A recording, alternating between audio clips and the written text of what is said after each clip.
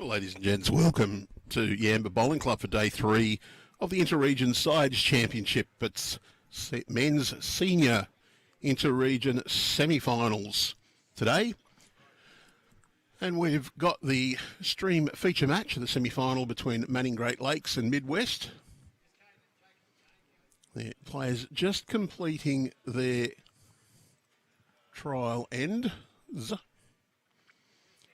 And on our stream rink today, Manning Great Lakes, represented by John Marshall, Peter Schroeder, Dale Snow and Paul Jopson. While Midwest is Ray Fitzalan, Peter Mead, Steve Galvin and Mark Fitzalan.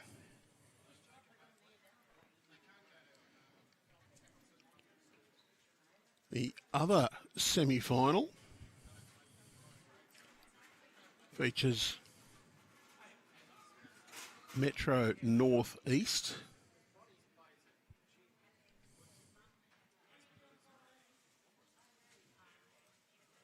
And they're taking on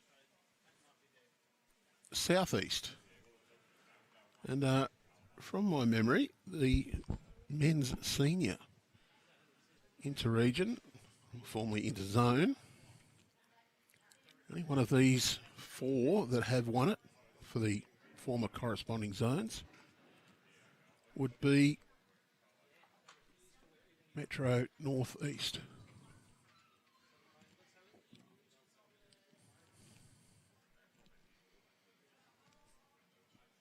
So Ray Fitzalan gets us underway.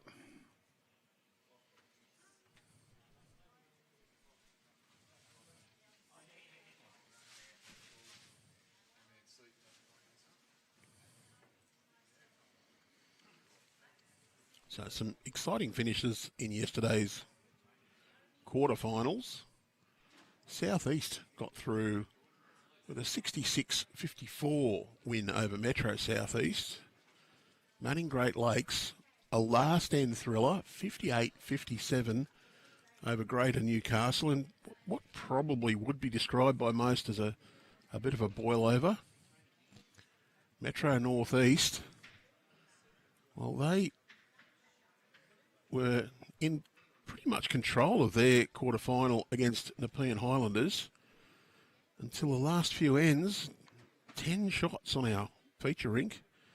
Got it back to all square and an extra end had to be played. Metro Northeast then prevailed 64-62. And Midwest, well, they powered home to a 73-51 victory over Central Coast.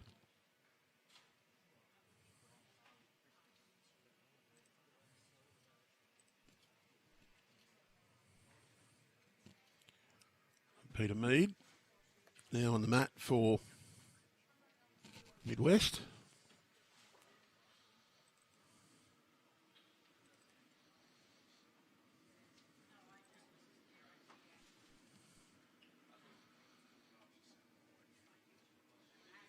Peter Schroeder, the second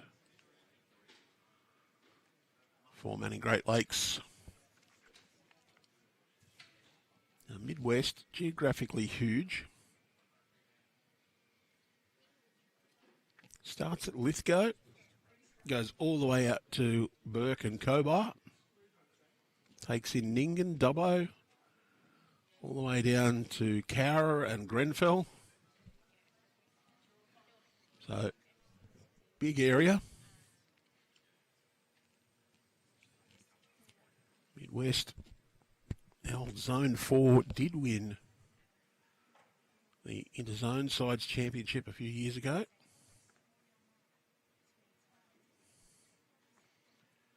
For the men's, in inverted commas, open.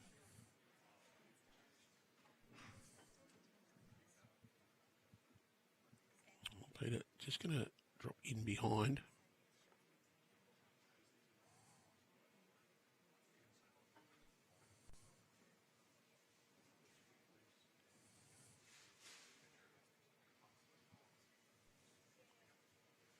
Stephen Galvin on that.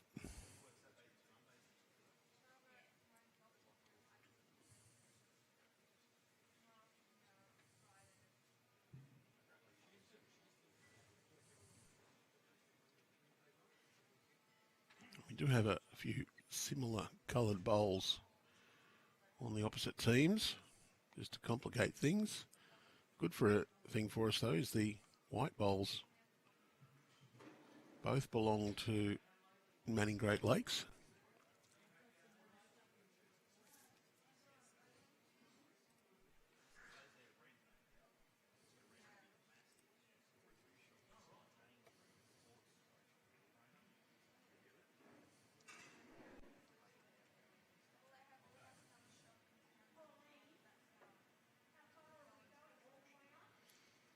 Steve Galvin looks to be on a decent line. Just needs to skirt that bowl.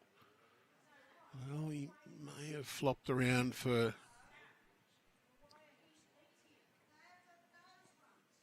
shot at being in the shot.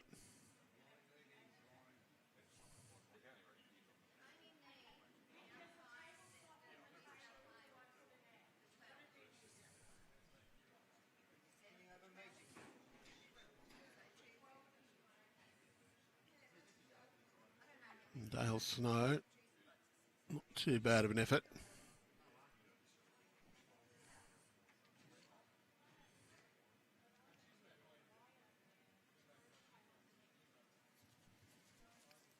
It does look like probable that the green and black bowl at the front is shot, and that's John Marshall, the lead for Manning.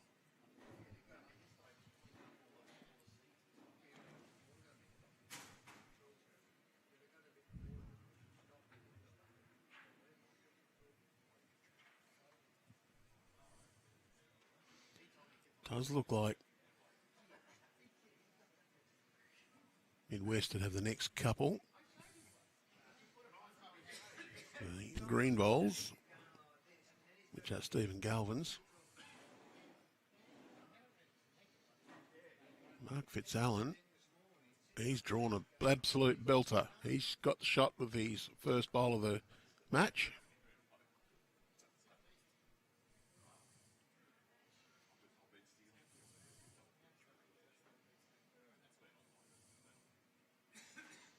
Well, reach up is the instruction.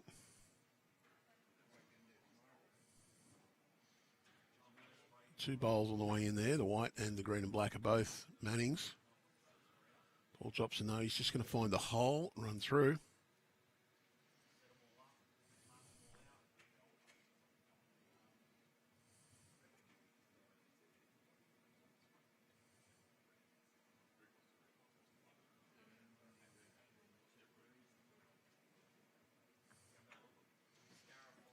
Fitzalan looking to repeat the dose.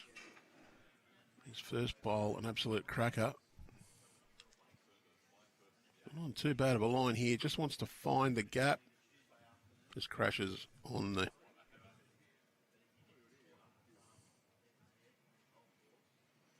Paul Jopson. Looking for the same, trying to just make contact with the green and black bowl, turn it towards the head. The white one's okay as well if he can get it in. But gets the contact, but not quite in the right spot. So it is one to Midwest to open our scoring on our feature rink.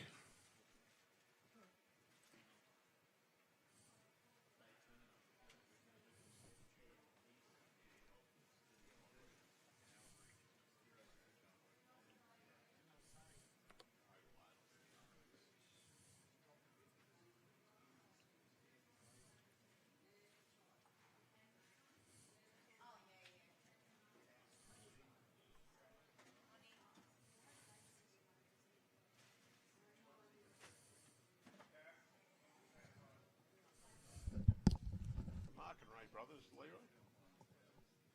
Lee. Mark and Ray Fitzalan brothers.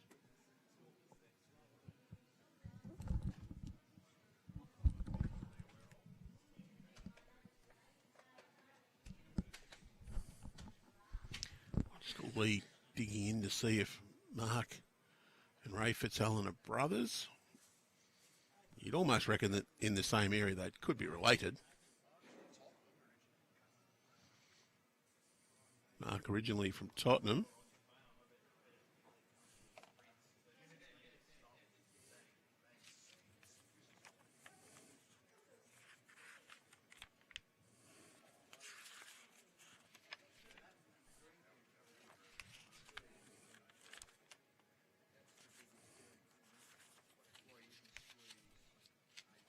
Good start here from Ray. Draws one jack high.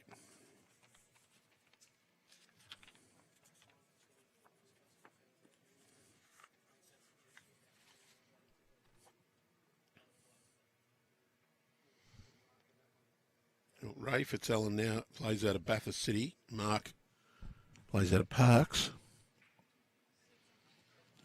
That's a great effort from John Marshall.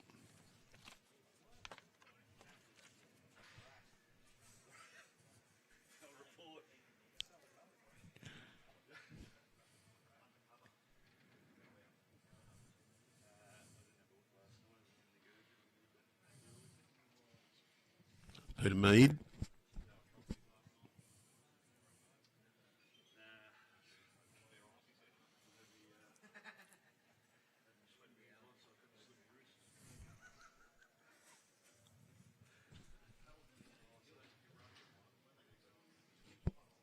Peter Schroeder now on the mat. You see the call from Paul Jopson there, just to arrive up on that backhand side. Look to get the split on those two bowls, just to change this head up. Could be one down. Can sit the right bowl. And Joppo urging it on. But, Peter's left that one just a little bit short.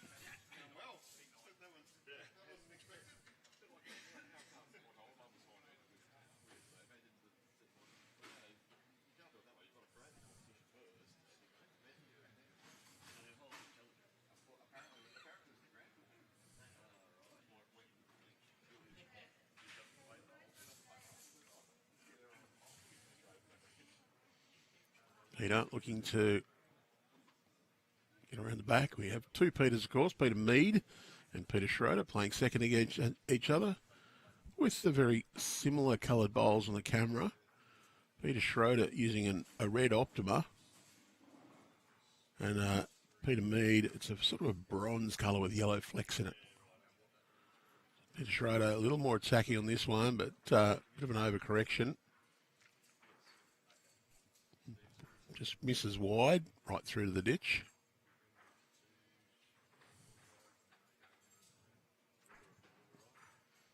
Stephen Galvin, he'll play forehand.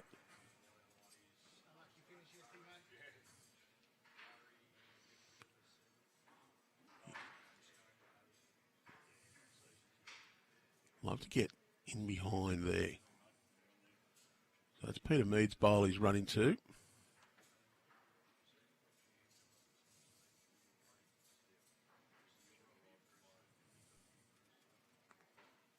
See the call there from Paul Jopson. Backhand down to the white bowl. Ideally, you'd just slip through the gap and get a little toucher. Take it to yourself. Al Snow just holding a little wide on that hand. I've seen that the breeze usually comes a little left to right on this ring, just holds it out on that side. A little more turn on this forehand side that Stephen Galvin's playing. Stephen using the GTR. Wants to get under that. That's Peter Mead's bowl that's come up. Gives him another second. It does just block off that hole a little bit.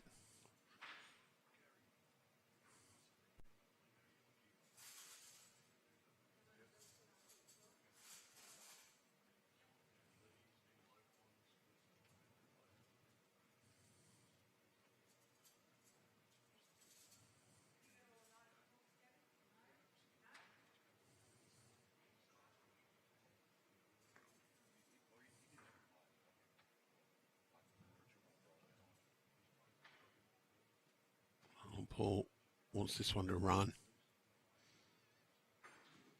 Just going to make it a bit harder to get in there.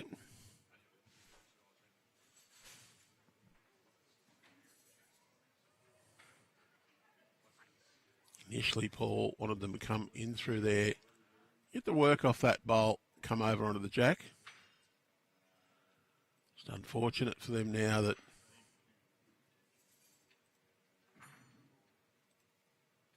we've got the 3 bowls in the way. And we did ask them to self-police, and it's working there. Joppo says, hey, he did tell you he's going to make disparaging comments about the size of your posterior if you stand in front of the camera. And Mark Fitzalan.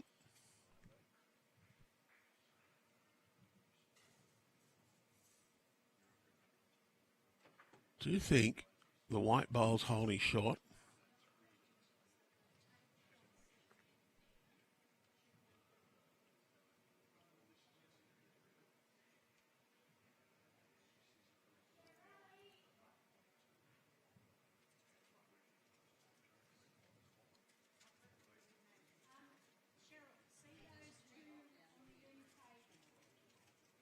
We actually have 3 sets of white bowls in the rink.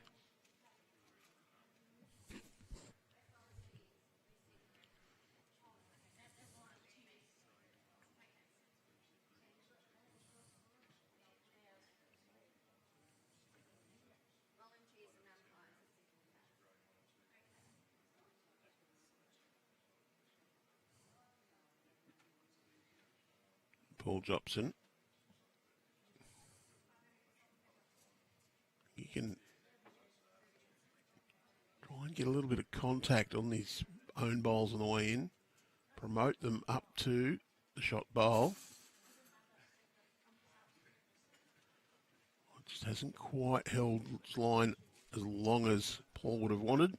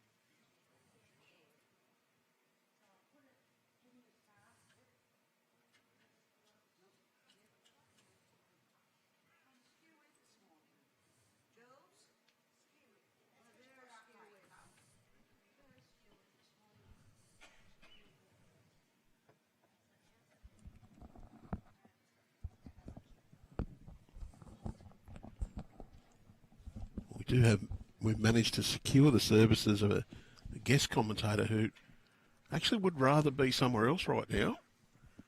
But after a heartbreaking loss yesterday, Shippo, welcome to the commentary. Morning, Andrew. Morning, everyone.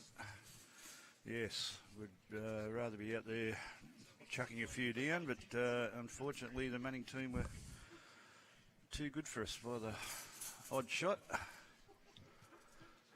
They led fairly well throughout the game, but we fought back to get all square with an end to go, and unfortunately they got the one instead of us. And here they are now in the semi-final. They've done pretty well. Yeah, they were very excited yesterday lunchtime when the result of the other game in their section filtered through. They only just snuck in.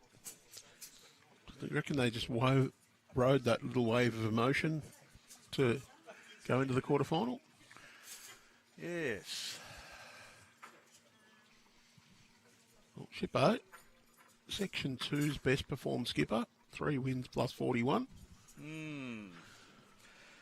Yes, we played fairly well in the section in what I must say was trying conditions, Andrew, on the first day. I don't think I've ever been as wet on a bowling green in my bowling career.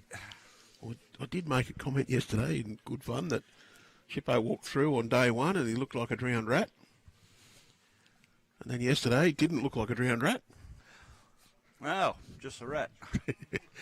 I did ring him last night and apologise. Filter came off for a moment. I do, Shippo, would appreciate the jest in it though. Yes. And he'll get me back.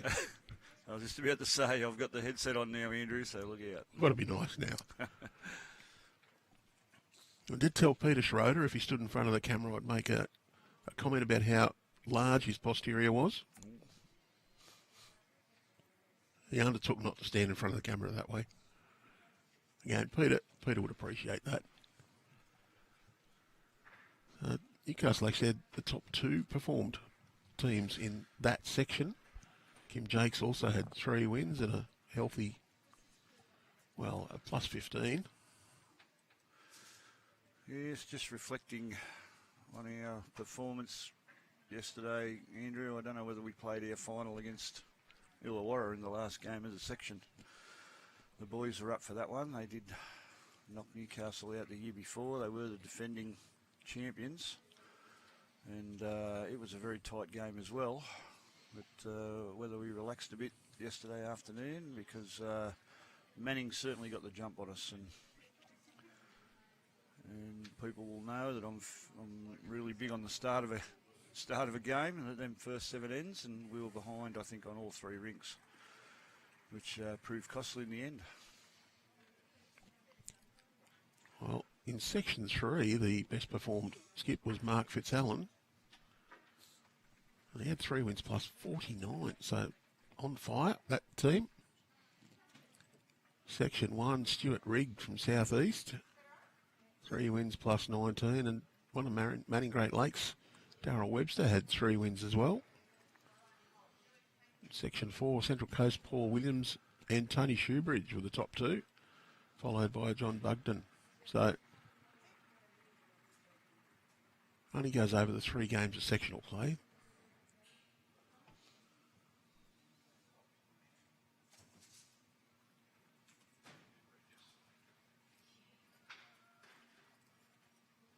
Get some updates on the other 2 rink scores for us now.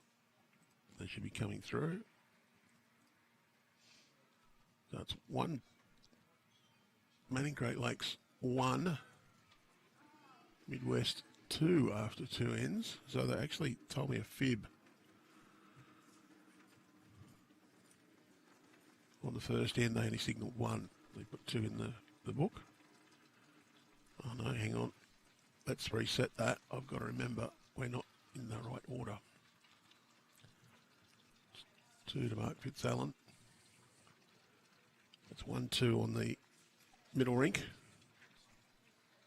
And 0-2 on rink 3. South East off to a belting start against Metro North East. 7-0 after 5 ends. Yes, I was watching a bit of that one outside just a while ago. Conditions are pretty much ideal out there this morning. Probably the best we've had in the past 3 days. Pretty still. Yeah. And a nice coolish temperature. Not cold, but not warm, not hot. And I'm going from memory for the senior inter-region and previously the senior inter-zone.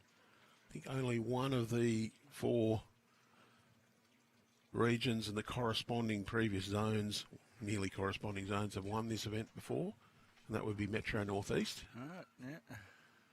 Midwest has certainly won the men's inter-region, inter-zone competition. Do you remember they won it when it was played out at Dubbo quite a few years ago? Had some handy bowlers out there then. John O'Davis was one of the skips.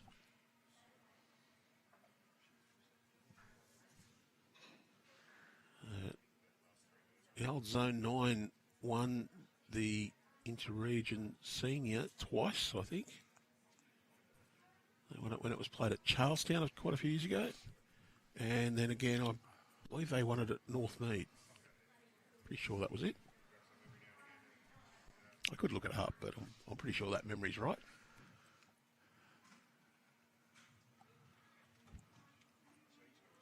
Well, Jopson here, looking to land that back bowl, just snuck through.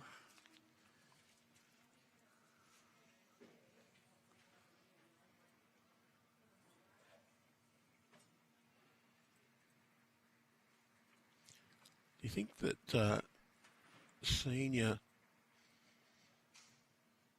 inter-region men's championship is a little more open for all regions to perform and get through to a chance to win than the men's?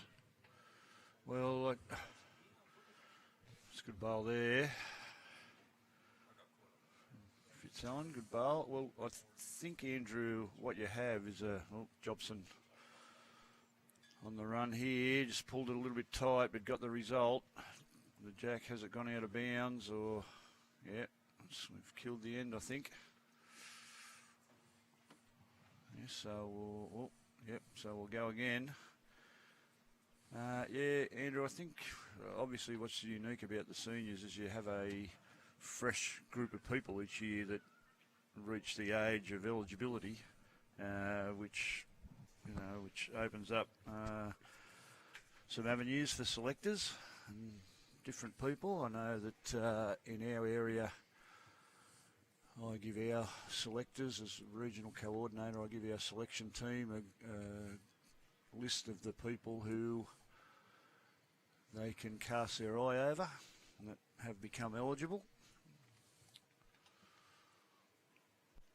And there's a couple different ones become eligible every year. Yeah. Yes, I think we might have had 2, possibly 3 in our side and fit into that category this year. I think the men's one probably, and to an extent the women's, you have a bit of a syndrome where there's an aggregation of talent at some of the more elite-focused, wealthier clubs in the coastal strip. The obvious one, of course, is Metro Southwest with Cabramatta, St John's Park, to an extent Mount Lewis, where you've got some of the game's superstars. Warilla, of course, dominates the Illawarra selections to an extent, and you've got a few handy bowlers in Newcastle as well, with blokes like Lee Schroeder, Matty Bowse.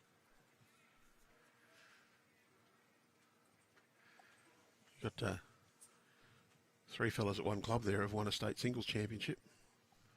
Of course, Matty and Lennon won the state singles. Lee won the state champion of champions. Yeah, unfortunately, Matty hasn't made himself available for this one. He won't be heading north. But, yeah, Newcastle have a decent side. Jay by Norris, a new addition, joining Raymond Terrace late last year.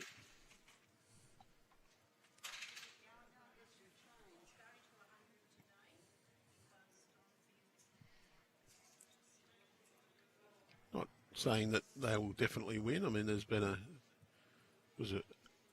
bit of a boil over in some ways a couple of years ago at Club Maitland City, the final. Northern Rivers got home, and they did have a few pretty handy skippers involved, and some decent talent in the front end. So good to see them do well. They could even be a threat here. Peter Taylor, of course, one of the players there, current state member. They have lost Lukey Jones. He'll be representing Illawarra, having joined Warilla.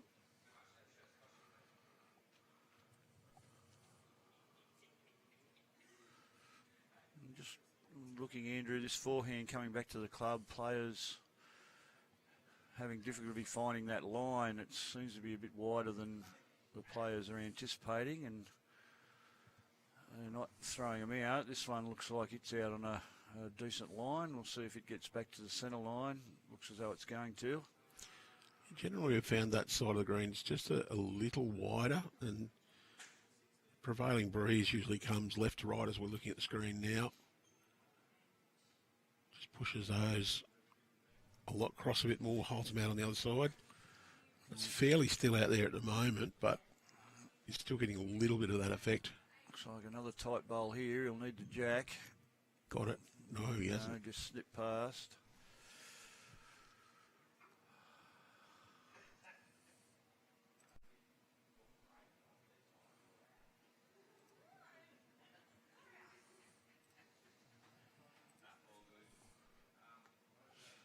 Looks like it's out on a good line again, and he's drawing another one.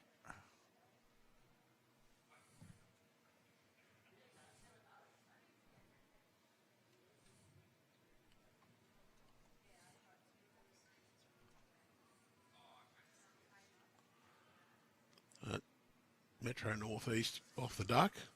It's 8-4 after 7 in that clash. And of course, Snowy on a good, he just slipped through again.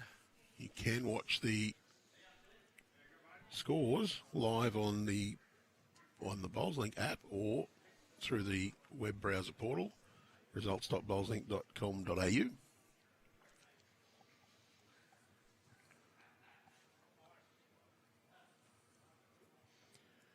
We will be bringing you the winner of this game will come through to the final this afternoon. We had a little one-day reset. The women's and men's sides come in, and we'll be here at Yamba and at Iluka and Evans Head on Friday, Saturday, Sunday. Those players will arrive tomorrow with a practice session in the afternoon.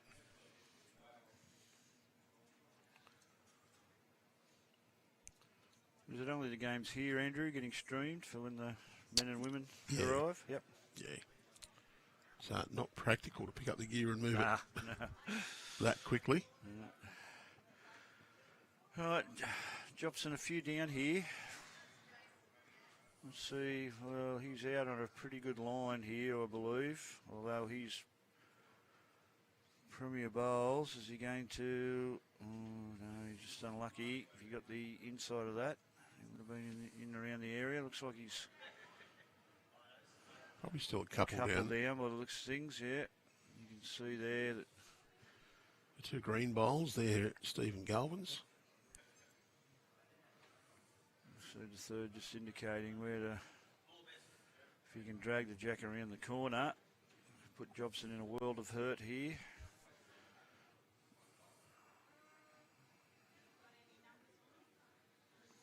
And if he gets back underneath that white and falls in, that's another counter. Well played, Mark Fitzalan. Mark won the reserve state fours. When our state champs were at Fig Tree. All right, Jopson to save. He looks as though he's got a bit of extra weight on, which, well, did he get it enough to cut out one? Might have cut out two. Yes, he did. One shot to Midwest.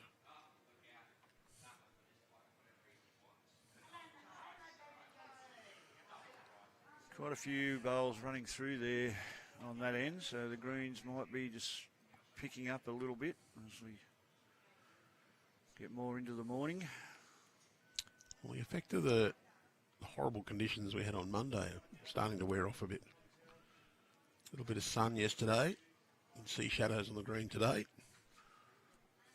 I must say, Andrew, for the amount of rain we did get on Monday, the greens didn't deteriorate that much.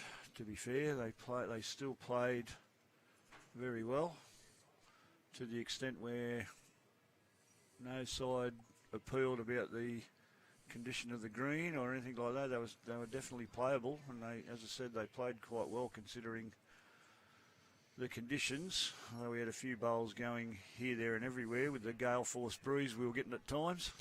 The biggest challenge we had is the Norfolk Island pines. Yes. We're shedding the seed pods in the wind, and they were blowing across the green. So there was a couple of little delays just to clean them off.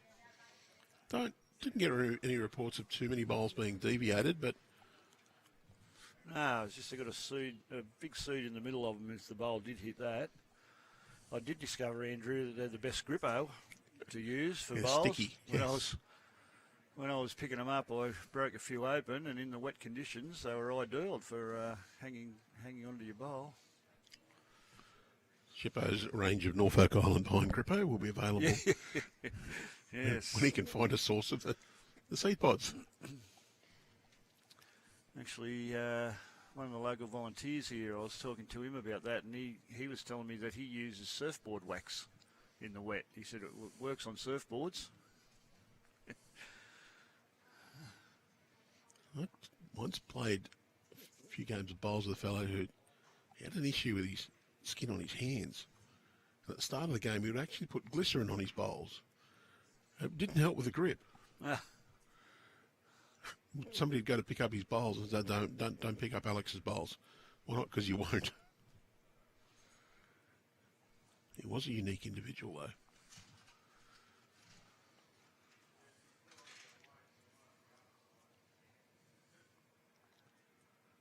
One of the characters now, Peter Schroeder on the mat.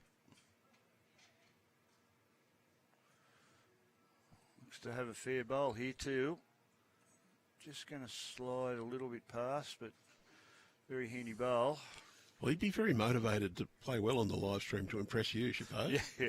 And he was a bit worried you coming in. Apparently he gave you a bit of a sledge yesterday. He did, yes.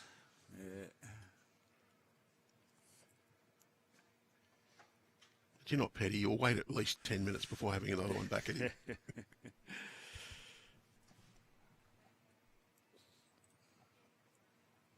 It is good having someone on that you can have a little bit of banter with.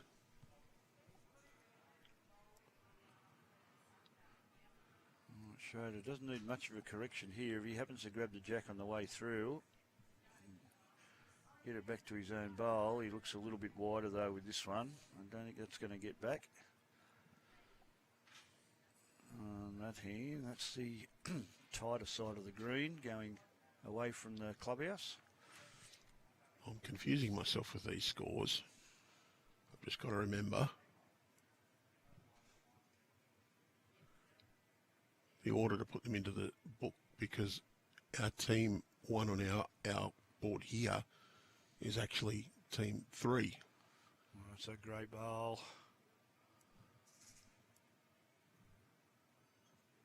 Great bowl, Midwest there. Turn the jack off the centre line.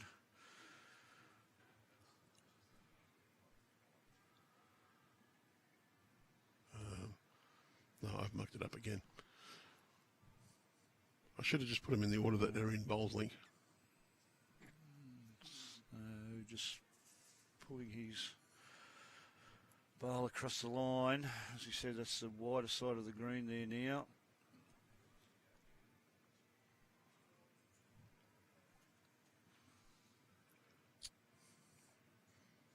I'm confusing myself very much here, Shippo.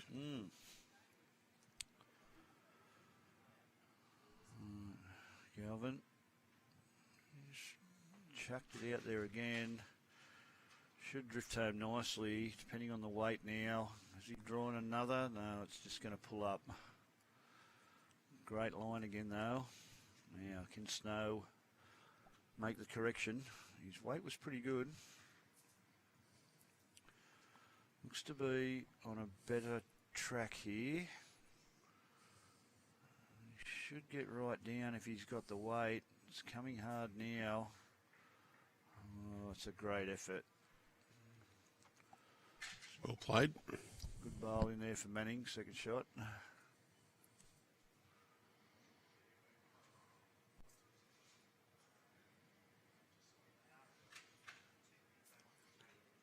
Both sides have come in feeling pretty good about having got to this stage. I know Midwest were cock a hoop at how they've gone so far, so they'd be coming in with a lot of confidence. As we said, Manning, well, they were dead and buried with a couple of bowls to go in round 3 until South East did them a favour and stormed home to win their final game, which just tipped Manning into the quarters. Fitzalan here. It's going to get back to, how's his weight? Has he got enough to count? No, it's just going to pull up. Oh, might be in the eye of Jopson now. We might see him turn it over and play up through his own and perhaps promote one of his teammates' bowls. He's coming to have a look. Well, let's get rid of the numbers. Well, the suggestion there from Dale Snow is to, let's get rid of the numbers, I said. Come in here. Shippo's suggestion was he might be able to play through this side. I think that's the bowl you might be looking for, or green and black is John Marshall's, that's his lead. Yeah, so he's come down and had a look. I don't think he's convinced with his thirds option there. It's pretty tough to get through that tight gap. It is doable. Let's see what he decides here. Is it forehand or backhand? Jopson? No, he's going to play up through the bowls. Had to play a few of these sort of shots where you're relying on getting the plant. Oh, he's too wide, I think, for that, but he might get... Oh, no connection there. There's only one down. And that is the slightly tighter hand. Very much so, yes. Yeah. And we've seen a lot of players play just that bit wide going that direction. We saw Metro Northeast play wide on that tighter hand in the opposite direction on the green. Looks like Fitzalan might be going for a bit of cover here around the back. And he's done just that.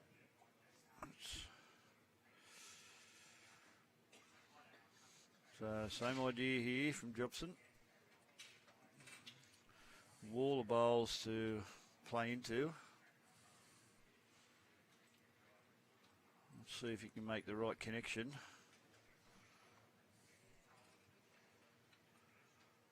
Needs to adjust his line slightly. He looks too wide again. It's not going to get back on that hand. They just stick out there. One more to Midwest.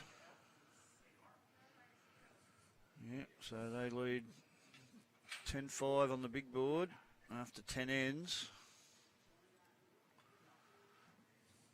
Next door we have 13-5 to the Nor'easters. 10 ends played.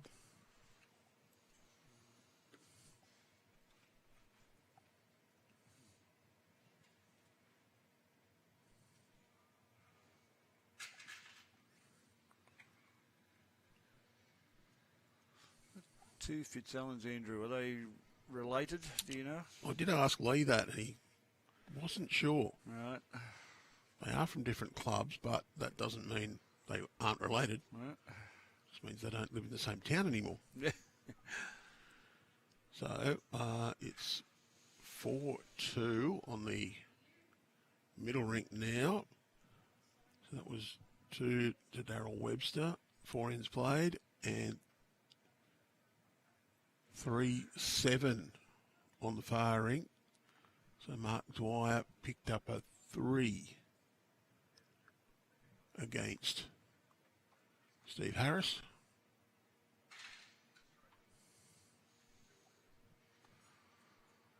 Just pushes Midwest out to a reasonable lead. So Midwest, they'll be looking to win the next 3 ends, and then they've got the match sewn up according to the Shipley theory. I'd like to see the stats on how much that percentage shrinks or grows depending on the size of the lead at the 7th end. Right. What was it? 70-something%? Yeah, it ranges between 70 and 80%, Andrew, year after year. That's statistics kept from the clubs I've been at for all grades, no particular grade. Good bowl there. Peter Mead. From Mead. Trailed the jack nicely.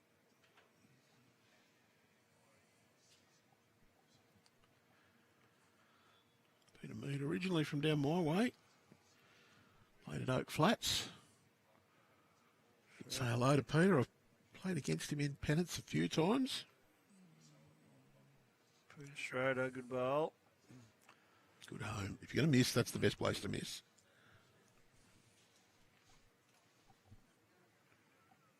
Well, Peter Mead is changing hands. We've got two Peters, both playing second against each other. Yep. And similar coloured bowls.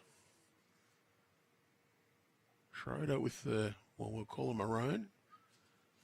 Dino christened the ones that Peter Mead's using as the bronze with yellow specks. Right, and that's a cracking changeover too.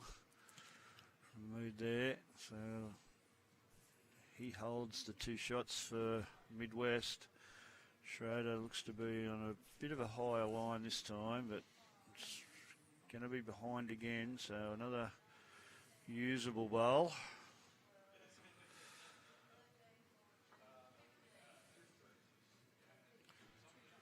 Galvin now, he seemed to have found the line on this side of the green very well. It looks a touch quick this time. It's not too bad. It's just going to split the two Schroeder bowls. Yeah. In fact, I'll go. It's fairly handy rather than not too bad. Yes. Now Snow just interrupted there with someone walking past behind the rink. Resets and delivers. Oh, I don't know if he's got a bit of weight. He's okay, but certainly on a tighter line. Is it going to sit the one of the bowls? It has. Well He's done played. it pretty well, yes. Well, Shippo, do you reckon some of our bowlers are a bit too precious about people walking along on the bank? 100%. I'd understand if they're on the green, but I think we need to get over things behind the green.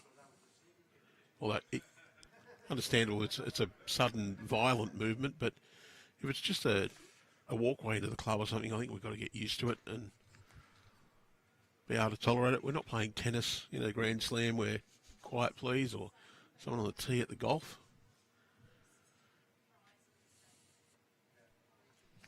It's interesting, Andrew. I think it's more where people take their aiming line from, whether it's from the bank at the other end or I take my aiming line on the green, so I don't notice what's going on up the other end at all, really. So I try to focus on a spot on the green. I find people walking on the bank don't bother me too much, unless it is an exaggerated, eye-catching movement. Sometimes somebody walking around on the rink that we're playing on can catch the eye and just disturb a little. Most players are pretty good. They say, hey, look, and they'll stop. Well, they don't even realise sometimes. yeah, so Wonder Manning here with the white bowl. Mark can Fitzalan, if you can get a touch on the jack or even just arrive. sit the white bowl up. Yep. They're his bowls. That one's Peter Schroeder's.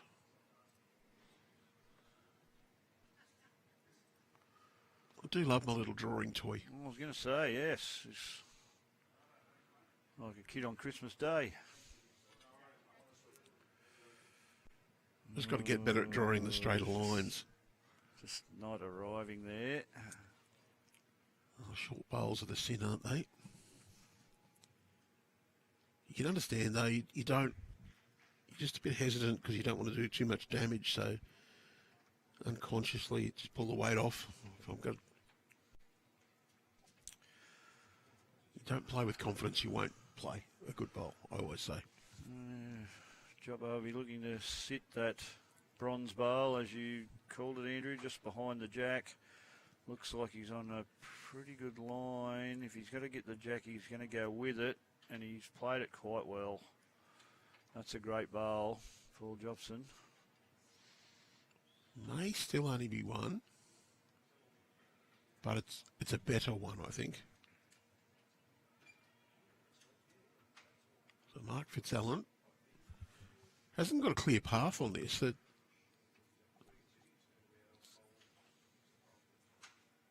almost got to play the ridiculously perfect bowl just to flop in there. Yeah, well, it's only, I guess it's only one, so not a lot of danger either. Certainly playing with a bit more weight this time. Oh, look, I think the beauty is if he does drop one in there and get a second, he'd make it harder for Joppo. He missed the line. Oh, he didn't have the weight again. So Jopson just asking, where's the bronze bowl? Just behind Jack. Yeah. So no real danger. And you see there, Dale Snow just saying, just arrived to that. I wonder if it's second, if the white bowl at the front is third. And if it is, good line again here. Got a chance to make three. Very good line again here. Oh, he just bent down at the right. Oh, no, he's not up. Played the shot with his first. I think it is just the one. That one.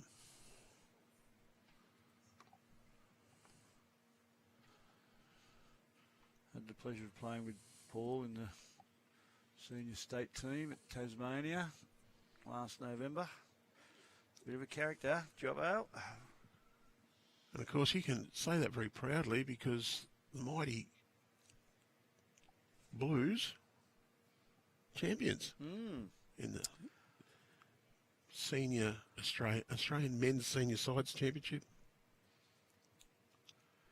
Not sure I got the title completely correct, but I don't work for Bowls Australia. I don't have to get that title completely correct. I can tell you, Andrew, the rain we had here on Monday felt like a bath compared to the rain we had in Tasmania. Beautiful warm summer's day here on Monday. Yeah. Well, Lee lives in Orange, which is possibly the most bitterly cold place in New South Wales. And he didn't even wear shorts down in Tasmania. It was so cold. He actually said he went and hid inside for a while because it was just too cold outside. Yes. We've got some wonderful staff puffer jackets, which when we got them, I went, I'm never going to wear these. Oh. Apparently had two of those on in Tassie. Yes, it felt like you had pins and needles when the rain was hitting you down there. That's because it was ice. Yes, exactly. That's not too bad of a bowl there from John Marshall. Just got to look and match the colour of the bowl on my notes to Yes, right. Ray Fitzalan. And it's interesting, they're tight on that hand that is probably just a bit tighter there. And I think maybe it is that the wind is not quite affecting they're overcompensating now. Yes, no.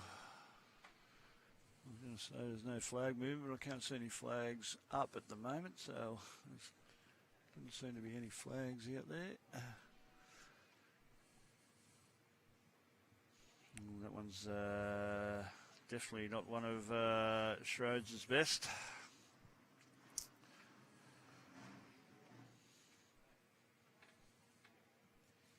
Darryl Webster's picked up another three. Okay, so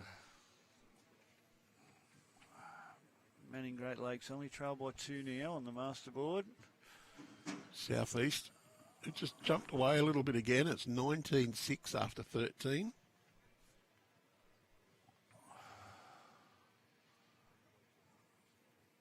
Mead, brilliant weight.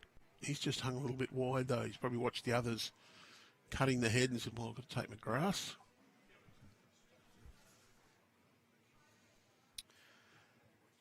Yes, better bowl here from Schroeder. He's just going to run through a bit, but good seconding. Got a bowl up in behind. Well, we won't mention his first one though. You can get a sledge back on him on that one. Yes, yes. Is it? I think it's Norris leading the other game, Andrew, isn't it? Is it? I can see 18-7 on the master board. Southeast, 19-6 after 13 on Bowling. Okay, well I can see 18-7 on the master board there, and it looks like it's the other. Yeah, I don't know. Interesting.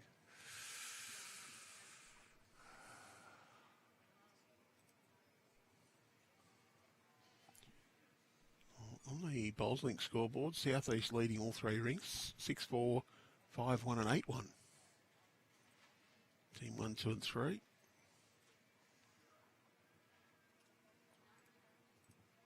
There's an upgrade coming to actually have the team names on that progress score.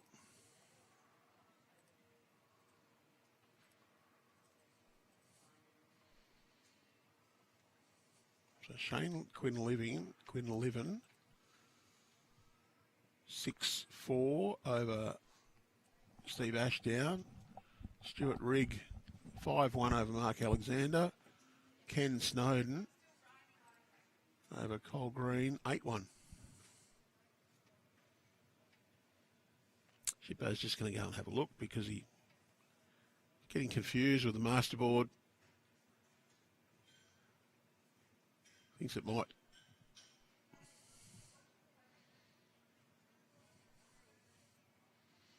Dale Snow.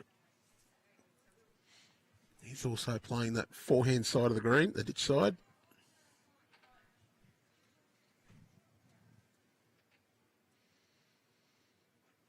His line very good, just not quite got the right speed.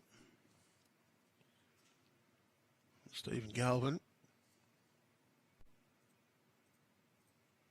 just needs to beat his own bowl. Probably needs a bit less grass. Can give off Peter Mead's bowl. Well, very close. So I think he might have just fallen in for shot.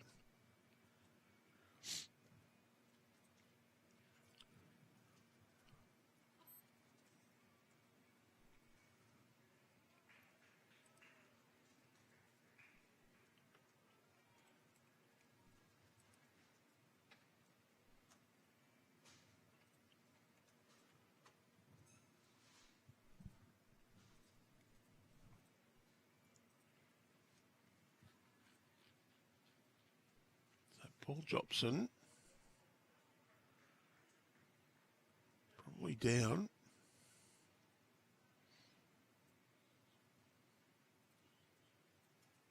We need to swing down and just get the edge of that bowl in. Well, has he done enough there to turn the green and black bowl in for John Marshall?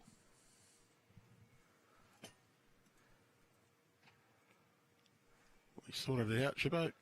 Yeah, it's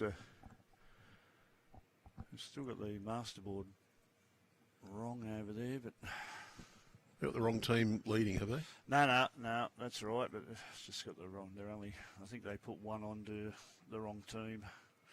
It's showing 18-7 on the masterboard over there. You said it was 19-6. Yeah. There is a possibility, though, that the teams have put the score on the wrong side. Has happened. We've done only a couple. Good thing with the bowls link, though, it does pick it up that you put different things into the score. The app flag says, hang on a minute, you haven't put the same score in. Which means you don't find out 5 ends later that you have 2 different scores. Of course, you should find out straight away because the person keeping the score should check with their opponent every end to go, so 2 to Newcastle, that makes it 5 all on 6 ends. But that's what you should do, and what actually happens is not always the same thing. No, there's been a couple of, one of our seconds phone run out of battery just on the last end in one of the games, so he couldn't complete the score. There's always a fix for those, though. Yeah. We had another one where the lead was actually doing the scoring, and he wouldn't do the scoring until he'd played his 2 lead bowls, and then our second was waiting to do the scoring, but then it was his turn to play, so yeah, so still a few hiccups. One more to Manning. All square on the big board now. 13 all.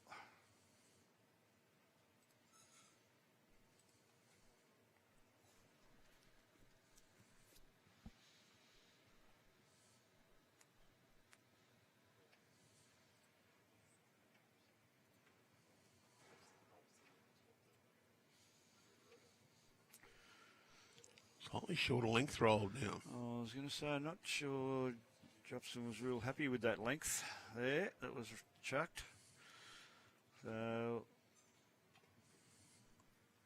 Marshall better put a couple on it. He's not too far away either. He played very well yesterday against us too. He played Kim Jarks' rink. And by all reports, he was outstanding. John Marshall.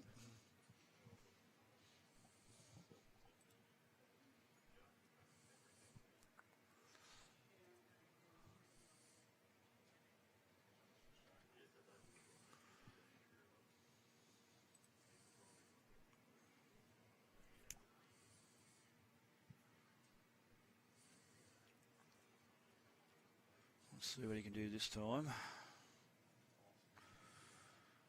He's in the area again. Just going to sneak past.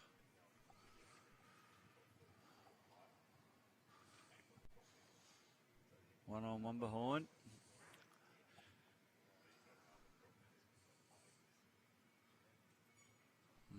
See what Ray Fitzalan can do here.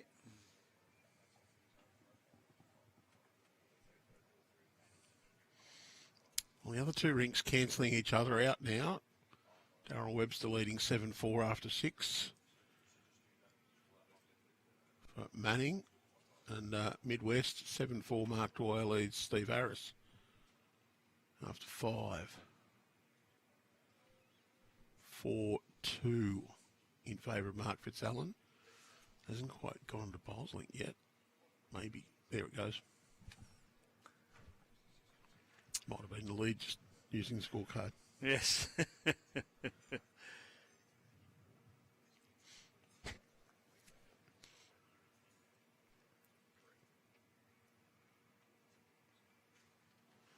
Amber's proved to be a sensational host for our Inter-Region Sides Championship so far, despite challenging weather conditions on Monday.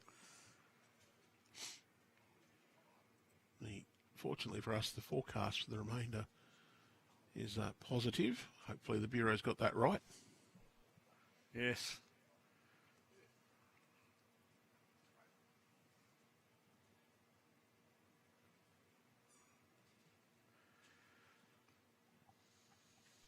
Well, Schroeder squirted the jacky out.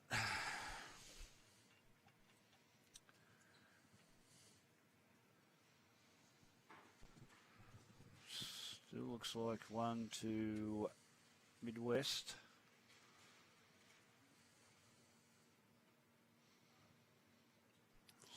it's not too bad a line here. Yeah. That'll be the shot. Good line correction again.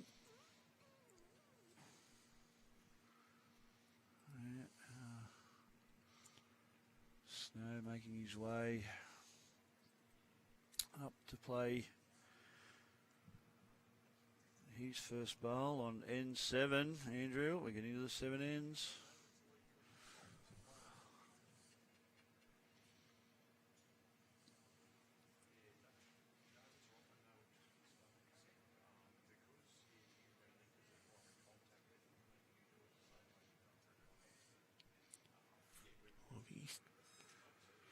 I thought he was narrow for a sec, but it's not too bad at all. Just He's going to duck. Yeah. It's a good effort. His second shot. Yeah. Well, there's that tighter side of the green. They do hold their line for a little while on that side.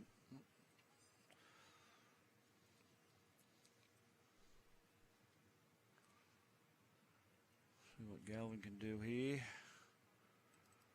Played pretty well so far. Looks like he's a bit quick this time. Not much. No, in the Not area. sure, yeah. Well, just a reminder, 27th of February, TAB Platinum Pennant kicks off. Check out all the season fixtures online.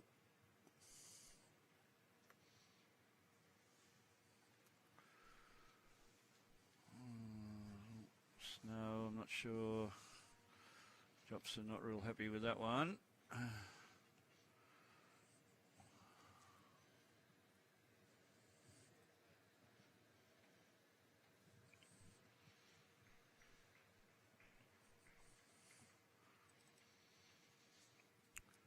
Just wants this to hold on. Got Little touch. a piece of it. Pretty good. With the Platinum Pennant kicking off, the Platinum Pennant competition is back. Tipping competition back for season 3. Bragging rights are on the line as tipsters battle it out for the top spot. Tip your way to the top of the TAB Platinum Pennant tipping competition and win a custom set of Drake's Pride bowls. Register now. Submit your tips for season 3 of the TAB Platinum Pennant, which gets underway on February 27th. There's a link in the description for this video. Jump in now. See if you can do better than, well, the Bowls New South Wales staff. We can't win the bowls anyway. I did terribly in that last year, mainly because I forgot to put my tips in a couple of times.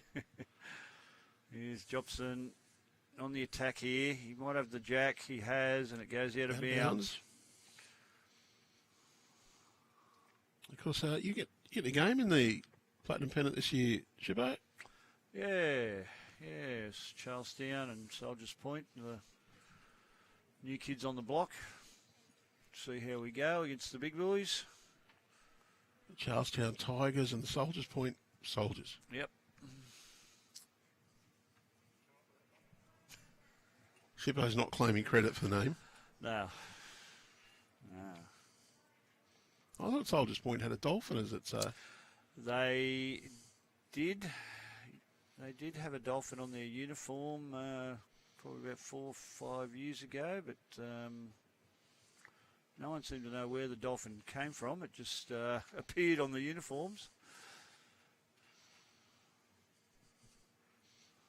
But, yeah, they've always been the Soldiers, I'm led to believe.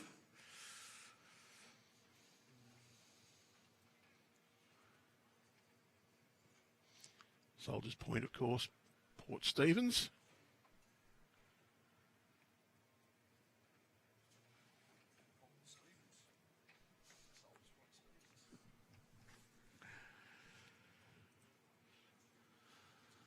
We're not going to make a competition up to get a new name for the Soldiers because there's too many of the Newcastle people would come up with nasty names. Yes. You don't have to run a competition. They do that anyway. So I might have suggested the Rats. Yeah. The Drowned Rats. Yes. On a wet day. A little bit wide-ish there. Yeah. All the speed. Yeah, it got back a fair way. Still doesn't seem to be much breeze out there. Andrew, with us, we've got the confines of the clubhouse, so doesn't see any movement of any umbrellas or players' shirts flapping in the wind or anything like that. So No, there's not much movement of the avenue of Norfolk Island pines around the club either. no. Been asked to tip who I thought would win the overall Platinum Pennant. Well, you can't go past the last 2 champions in Cabramatta and Maryland's Look to have a pretty good roster again. Warilla. Well, apparently they've really bolstered their roster. Stinson's banished onto the bench again. Runners up 2 years in a row, the Gorillas, so you'd have to tip them to be in the running as well. But I think there's a little bit of roster change for all of the clubs, and it's just who's going to gel and fire on the day. And the Jets, if they can get into the finals, if they've secured the hosting rates of the final series, they could be a real threat on their own greens. And again, they did get a bit of a touch-up on their home greens in one game last year. Wasn't it the Cougars arrived there and blitzed? I think the thing is there's that much talent available in all of those squads that someone just has to be firing on that day and they can spearhead their team to victory.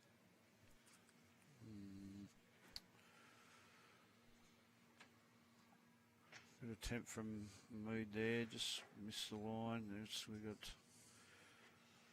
Snow on the mat now,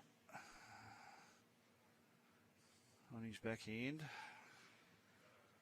which is the wider side of the green. Jopson just asking it to hold, but it's going to cut across that centre line. You can see that certainly is the wider side for sure, even with no breeze at all. Super 10s Dale Snow's using. Right, okay.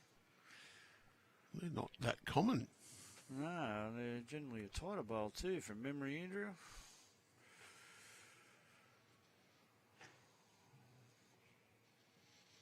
Well, Steve Galvin just saw his face twist. He realised he was a little on the runny side. Yep. All right, can Snow make that correction? Well, he's on a higher line this time. Jopson's interested. And it's coming right back to the jack. A little trail. Just gets a touch on it down the line.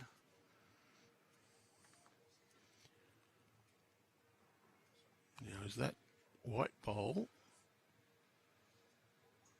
That's Ray Fitzalan's. Yes, yeah. So it looks. I think he's one down still, Dale Snow. I think Midwest still holding. I think so. Galvin looks like on a tighter line this time. I don't know whether this one is going to hold, and it's not. The weight, not too bad. Danger on that hand with it turning a little bit is you just get a little piece of that jack and feather it across to the left and go down. Yeah, well. In the tight hand, you do feel that little group of three is just, might not be blocking the path, but it certainly looked like it from the mat. The boys have decided they're going to congregate in front of the camera for us. God love them. We can see the jack, but we can't see the path in. Yeah. So we don't know whether this is a good bowl or a bad one. And there it is there. We generally... There we go. Yeah, there's caught on. We generally go out and just have them a talk before the game and tell them that they're not allowed to kick, bite, fight, scratch, no head-away tackles, no tripping. Tell them if they're going to swear, don't look at the camera because people could lip read. And then warn them if they stand in front, we're going to say how big their bottoms are. Generally pretty good, but when you get excited about caught the up game. in the atmosphere of the game, yes. Yeah. I do actually suggest that they police each other too and just keep an eye and gently suggest that anyone standing... Jopson, good line here. Has he got enough to count? He needs to lay that bowl. No, he's just pulled up short. So we think it's Midwest holding one with the bowl to the right of the jack as we look. See if Fitzalan can add another. He needs to be careful. He doesn't touch the jack. He's on a pretty high line here. Nice safe line. It's getting back hard. Well, he's just had that little bit of extra weight.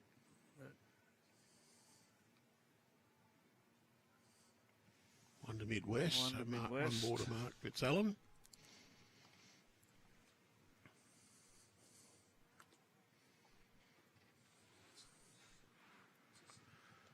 So we see how we go, Andrew. After 7 ends on all 3 rinks, Midwest lead on 2 of the 3. And Midwest lead after 21. So we'll see what happens at the end of the game. Whether Probably the longest end we've had. whether Midwest going to be one of the 70-odd percents that go on to win, or whether Manning's going to be in the 25% range that come back after 7 ends. Well, we did see Nepean pull off a remarkable fight back on, especially on our streaming rink yesterday. They scored 17-1 in the last 7 ends of that clash, including a 6 and a 4 in the last 2 ends to get it back to equal. Unfortunately for them, Metro Northeast were up to the task on the extra end. Yeah, all 3 rinks going back out and playing that extra end. You just wonder sometimes with the mental approach whether getting those big counts to get to the extra end is just whether you've got the momentum or you've just hit the we've done it phase and you just drop the concentration a little bit. Just relax that little bit, yep. And I don't know whether, I don't think there is an answer there. I think it's case by case. And as you might have suggested too, sometimes you play your big game in the morning and you steam to a win because you guys really came over the top of Illawarra in the last couple of ends. You suggested that might have been the peak game for you guys. You've played your final sort of thing. Yeah, well, we actually did the same yesterday afternoon. We needed, I think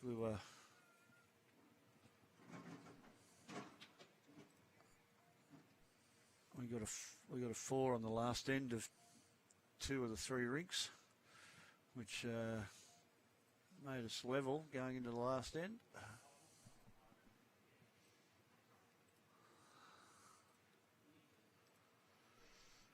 A bit of room here for Schroeder. He's tossed it out on that wide hand. But, he's got a bit on it. Is it going to stay on the green? No. You'll need to see him wedge to get out of the bunker. And losing on an extra end, there's a couple of ways you can come out of it. You can come out of it saying, well, we got that far, we've done really well, or you can be somewhat gutted. And I think it all comes down to whether you've given yourself a chance on that extra end. I've come off an extra end and been absolutely gutted because we fought to get there and then just didn't give ourselves a chance. Lost my club pairs on an extra end this year. I come off feeling really good because we fought. We got a 3 on the last end to get that extra. And then held shot until last bowl of the game. Schroeder here, trailing the jack away. Still going to be down 1, possibly 2. But gets it out in the open. Players, being called onto the Galvin onto the tighter hand. Down on the ditch side. Looks to be a pretty good track here, all on weight. He's just going to run through a fraction, I think, but you can see that them bowls are just holding on that line compared to the other hand where they're really swooping. He might have, I don't think he would have come back enough to get shot. But it's not too bad a bowl. It's very handy. It's probably 2nd or 3rd wood. Oh, yeah, maybe counting.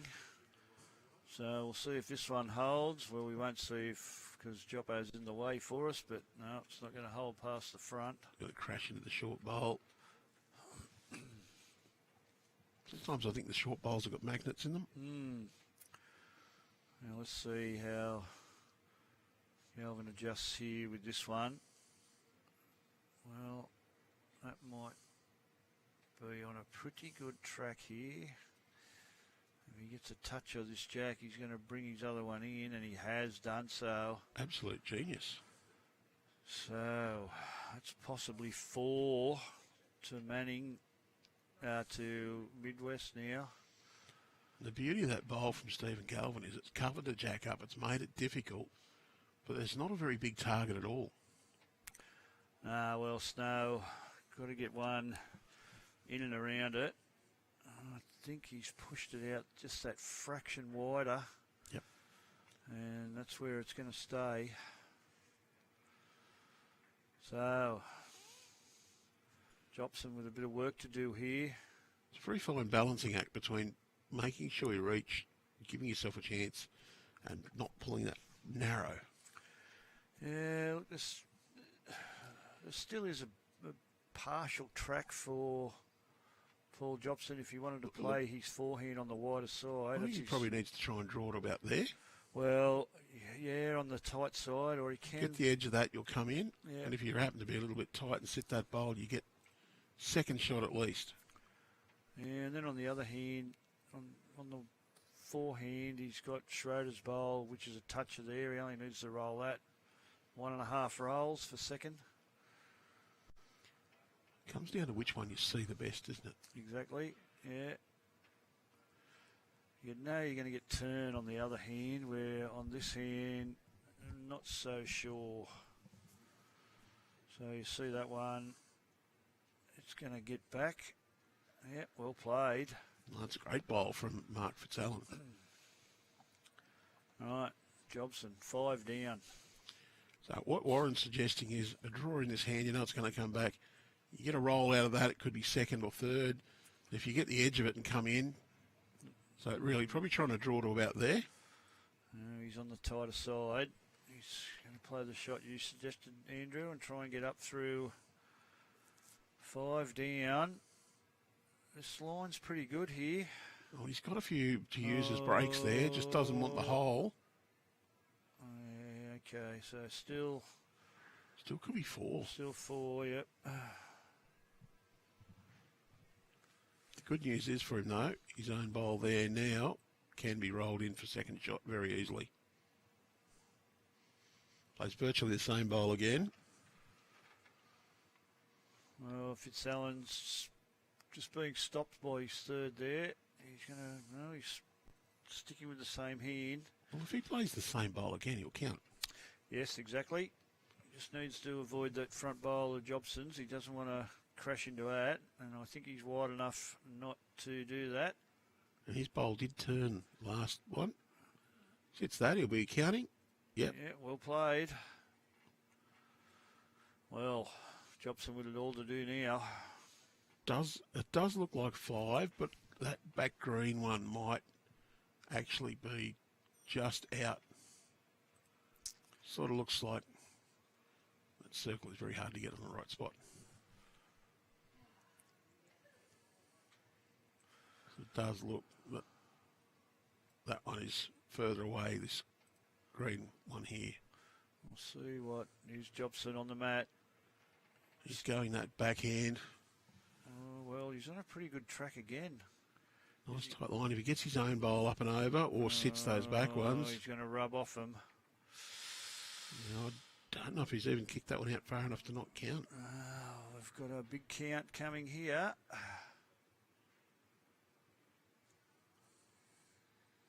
5 it is. 5 to Mark Fitzalan. Really does. Just stretch that out. Solidifies their 7-hand lead. Yes.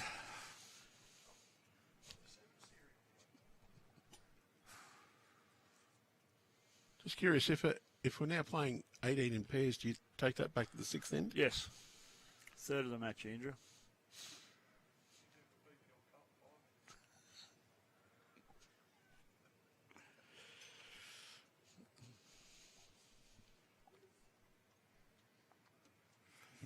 might not have heard it.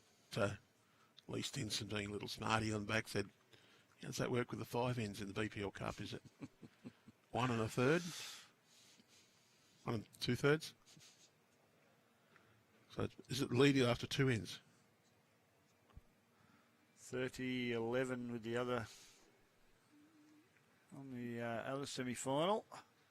Well, they've steamed ahead. It was 23-11, and now it's 30-11 after 22. Southeast, they're steaming into this.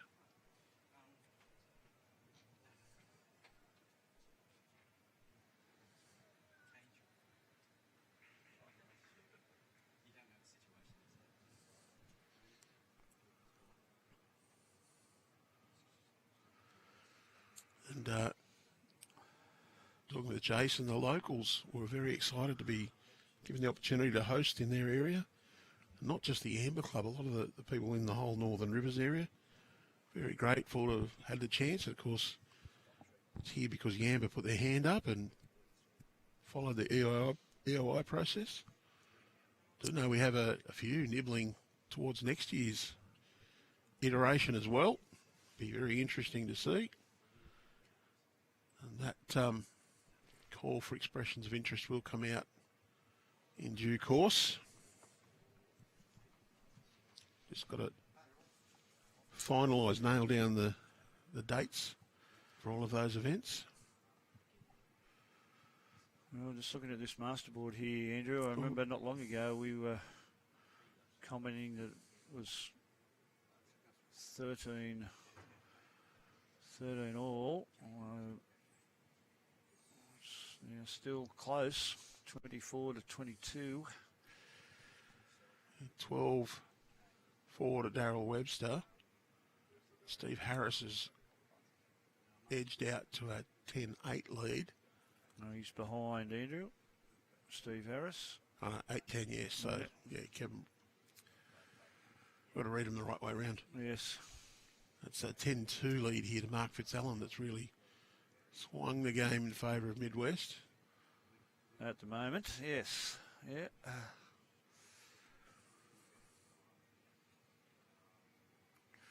Right.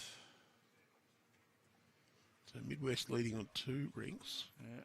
So Mead attempting to play on the narrow hand here. I don't think he's reaching. And Andrew, it was that you did mention that last end was the longest end of the match, and Midwest picked up a 5. We've got a rather long end again, but Manning has probably the shot at the moment with the front bowl of Marshall. I just wonder why they didn't put the mat right back at the tee and roll it near full distance.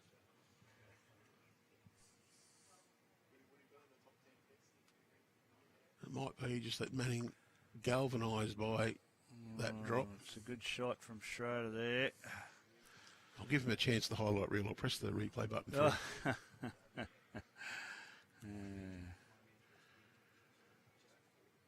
Right. Usually gauge how good the contest is by the number of times that replay button is pressed during a game. So he's Galvin on the tighter hand of the two, the forehand going away from the club. Starting to turn a little now. You can see that one got back to the centre line, so only the weight beating him. Snow on the wide hand.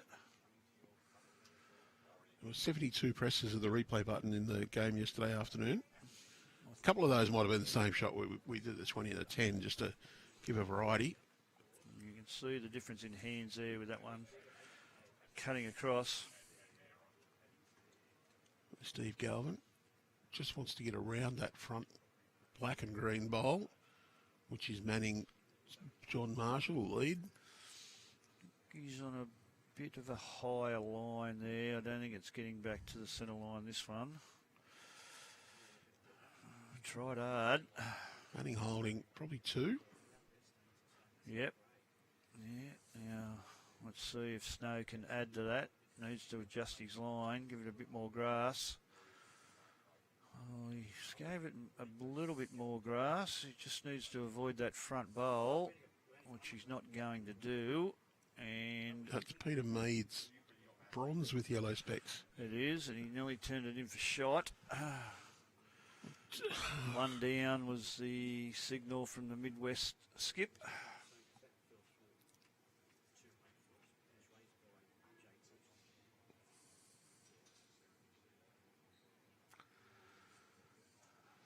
Couple of options again here, and that's what he's looking at. Yeah, he's looking to dead draw, forehand on the tight side, or swing up on the wider hand, turn the bronze bowl onto the jack.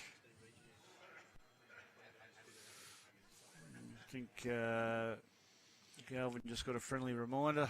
Yeah, well, he can play. He can play to these.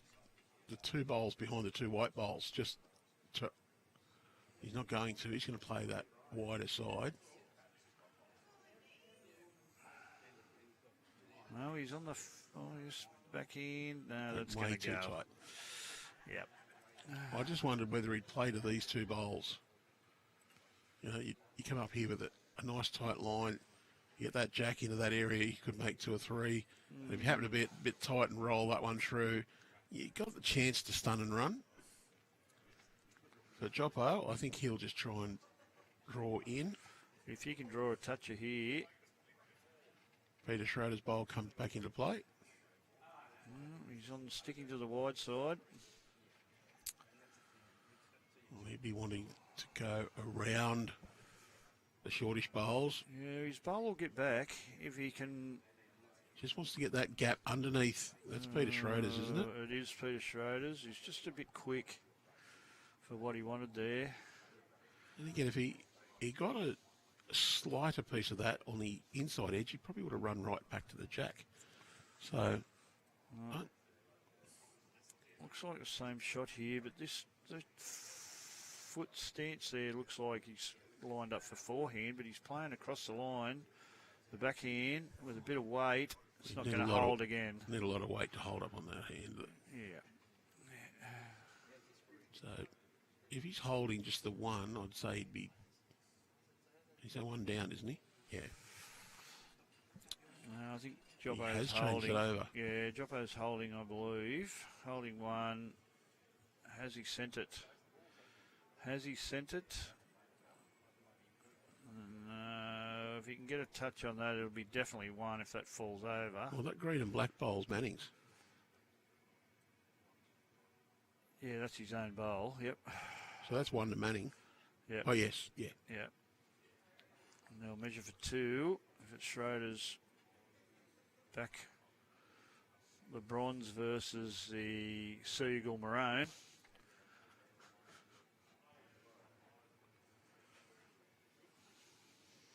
I'm not sure Peter would like it being called a Sea Eagle, would he?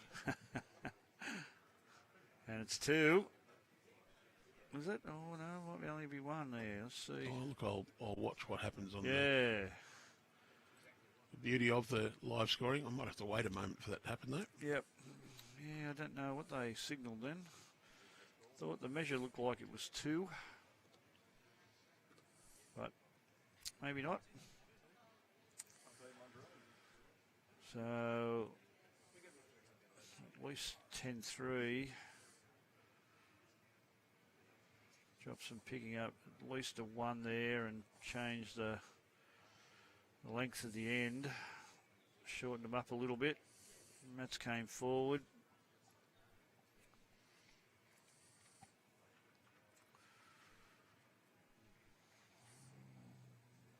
Marshall, even though a couple of feet short.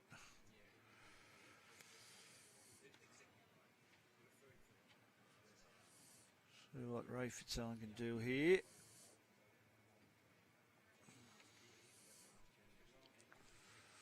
Sticking to the tight side as well. Well, he had the weight and not the line, where Marshall had the line and not the weight. Let's see who corrects the best. Marshall on a pretty good road here. Well, that's a very good correction. Very good from John Marshall there.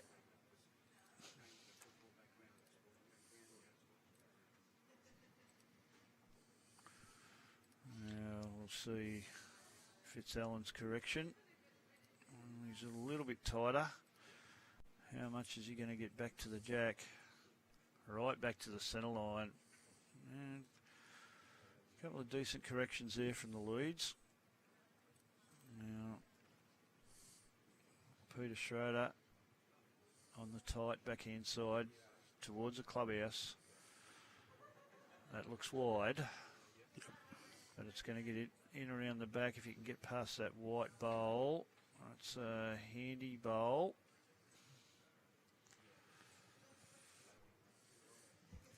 Mead now.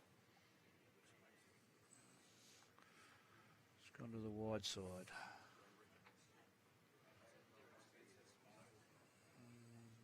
Might be a fraction tight depending on his weight.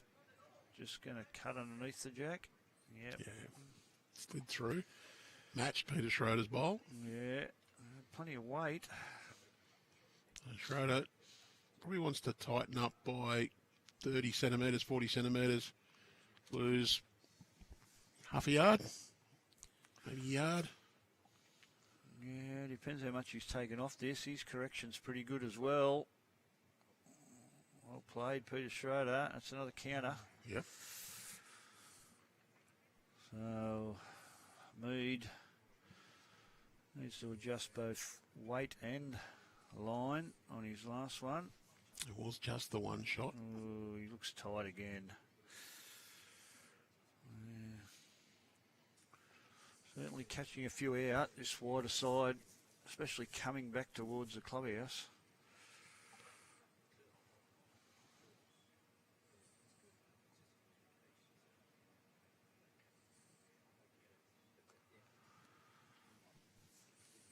See what Snow can do, whether he can add another. Oh, he's played a very tidy bowl there. He might be just out though. Yeah, just out of the count, but it's a very handy bowl. If Galvin was to touch the jack.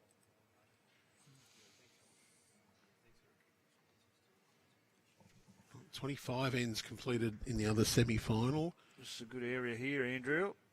Good area here. Got the jack and got it to his own bowl. Well played. Southeast 34, Metro Northeast 12. And that's after 25 ends. So Jopson calling Snow. I just wonder if Metro Northeast played their final on the extra end yesterday. Extra end, yeah.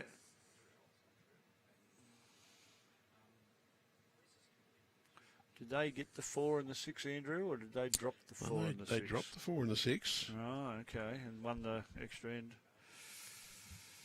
Well, here's a chance here. Edge, oh, just got the split. Yeah, a tad unlucky. Was narrow for what he wanted, but nearly got the result.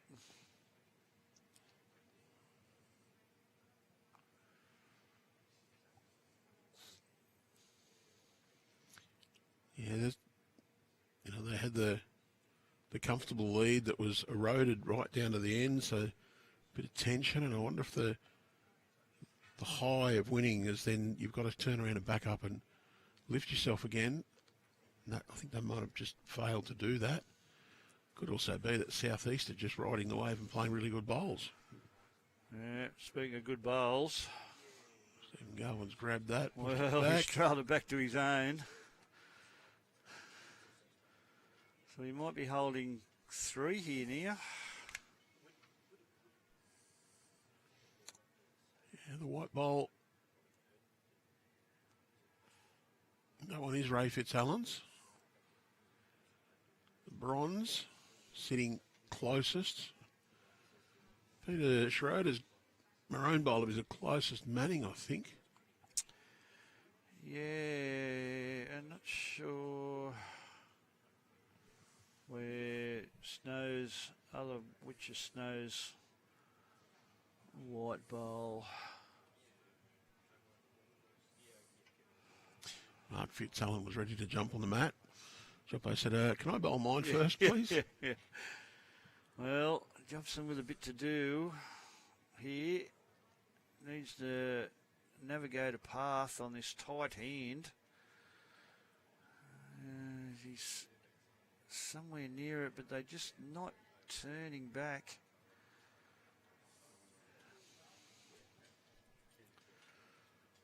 So, well, they're not sure about shot here. Joppo might have been good enough, and the angle might just be a bit deceptive too. The Fitzalan will be trying to draw the shot, and if Jopson fails, you can guarantee he'll be after that bowl of Jopson's, but he might have not really in the way. Jopson needs to, well, he's asking now, where do I get a shot on the wide hand? And I think he can draw. His bowl will get back around them for sure. Just got to skirt them front ones. Just make sure you take enough grass. I often find that people trying to draw round the short bowls add another couple of metres of weight on. Yeah. Well, we'll see what he does here, Andrew. He's certainly wide enough. Let's have a look at the weight here. He's going to get back. He's getting back. Yes, well played. Well, if it was up and down before, you'd almost think that has to be shot. Definitely shot. And the good thing is, it's not sat next to his other, so Mark Fitzalan's got one option. Yeah. Draw. Doesn't matter which hand. No, I would have been tempted to follow Jopson down there. But he looks to be on a pretty good track here if you're going to turn enough to get under his own, though. And he has done that. And he might have drawn the shot beautifully. Yeah, well played. Paul Jopson just started applauding and going back to the other end. Yeah. Mark Fitzalan, another shot. Well, a topsy-turvy in that one, changing hands on a number of occasions. That who was holding shot there?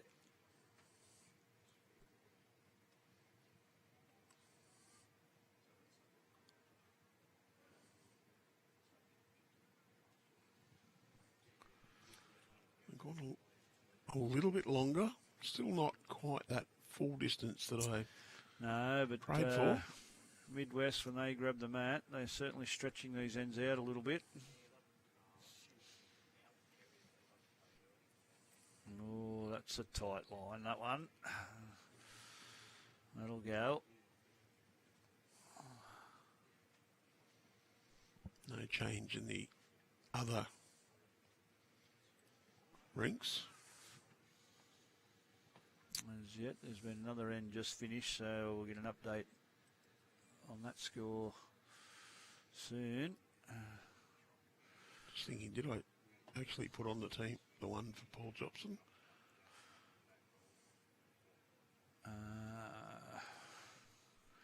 It's all right, I can tell here if I just hit.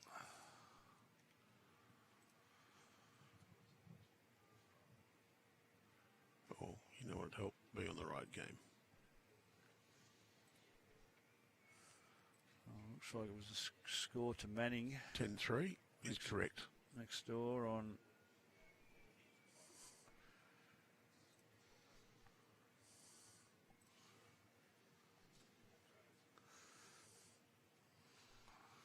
$13-6. Yep, another score to Manning next door. And we're showing 11-3, Andrew, on our streaming rink. Is that correct, or should it be 10-3? 11-3 is 11-3, the score. Yep. Okay, so still tight on the masterboard. Well, depending on which document I look at. No, 11-3 is correct. And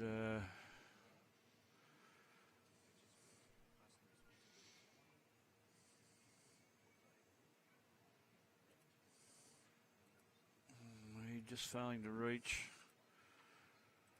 Schroeder on the wide backhand.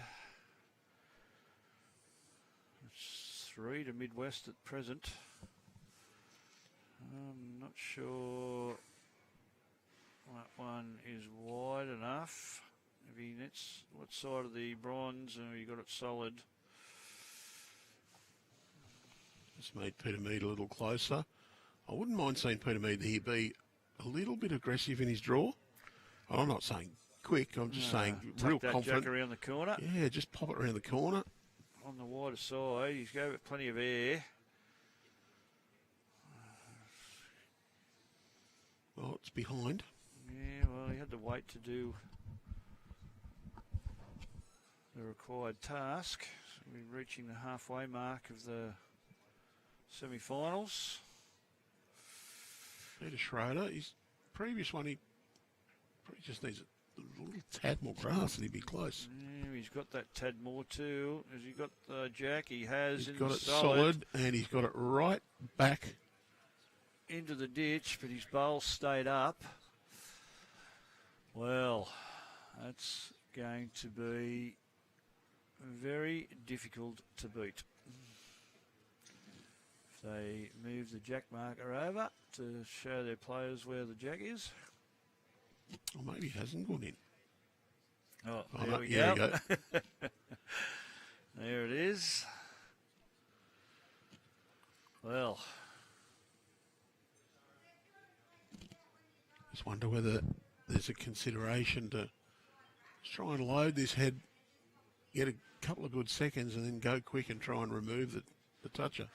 well, Andrew, I was looking at the boards for the other game before when the Leeds were playing, but I'm not quite sure how the Jack got moved off the centre line, which Midwest may have a toucher there already, one of the white bowls. But I'm not sure. I didn't see who actually touched the Jack early in this end. But it was certainly off the centre line. Look, I'm not sure whether anyone here on this rink's got the booming drive to do it. No, but here's a bar. Oh, gee, if that rolled that toucher in. You go really quick up here, get the edge of that bowl and try and just scoot it right across the face of the bank. Put it out of bounds. I've seen it done. You wouldn't have seen it done by me, Andrew. I can guarantee that. I've seen you actually reach the ditch. Yeah. And apparently that's a rarity. That would have been with that gale force wind we had behind us the other day. Well, that's a good bowl from Stephen Galvin. So there's the other thing. Midwest say, well, it's close. Let's not. We'll concede the one. Yeah, let's not give them the opportunity to get too many. That's why I'm thinking load that edge of the ditch up first, get them spread out. And maybe with your last one, maybe Joppo could try and just get that to move enough. So that bowl there now, distance there. You can get enough piece of that bowl to move it sort of out this way or out this way. Either way, if you get the edge of it and move it out to here even, that green bowl here becomes shot. But very importantly, you probably want another one or two in that area because you're going to go quick. There's a chance you get your own and you don't want to give... Well, Paul Jopson's got nothing to lose, Andrew. He can be playing to sit that exactly green bowl in. But we'll wait to see what Fitzalan does first. I just wonder whether Joppo might be even tempted to just draw down, try and roll that onto the Jack. For sure. Yep. Yep. If he lands that solid, the toucher goes in the ditch, he stays on the green, makes a couple. Same on the other hand, on the wider side, you can play to land that one. It is a danger if he doesn't get it hard enough, he can turn it up.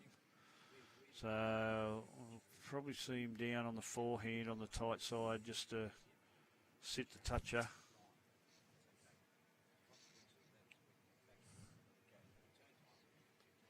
And the beauty is if you just want to roll it in and stay, you just miss your weight a little bit short, you're probably going to draw it. Well,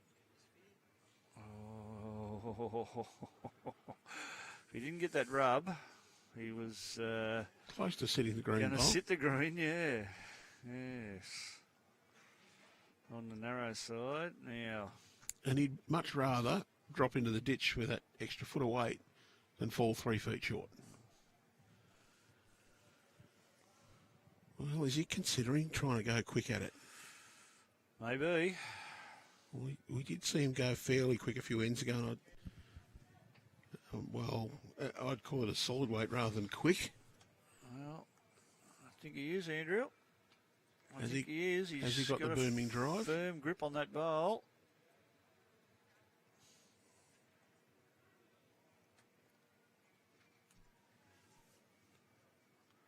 Well, he's just Wants an gonna- edge. Just going to miss it. Fair effort. Yeah. He didn't want it solid, he only wanted a piece, so Jopson drawing for another. Is he underneath his own? I don't think he is. just holding. He's going to crash into the green and black. It's that holding hand. You can see Jopson. But it is one to Paul Jopson. Both hands in the air. And we're now halfway through.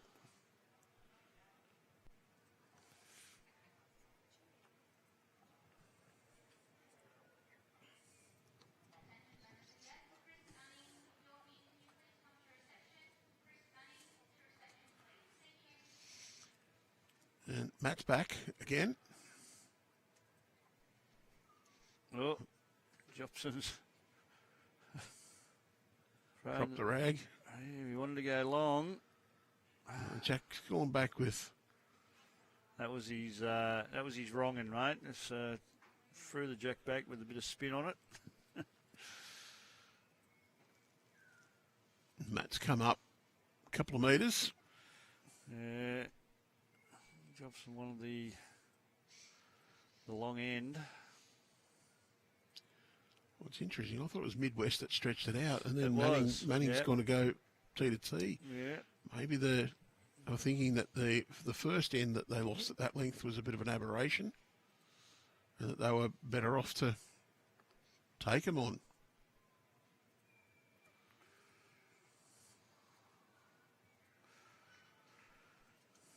It's a handy start from Marshall, just slipping past a little. How many skips do you know will be sending the lead to purgatory for losing the jack?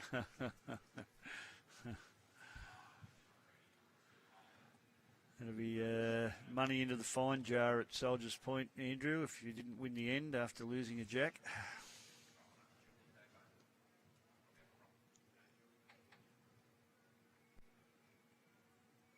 And so I haven't rolled a jack into the ditch in quite some time. Can also say I haven't rolled a jack I was for going to quite say, some time. yeah.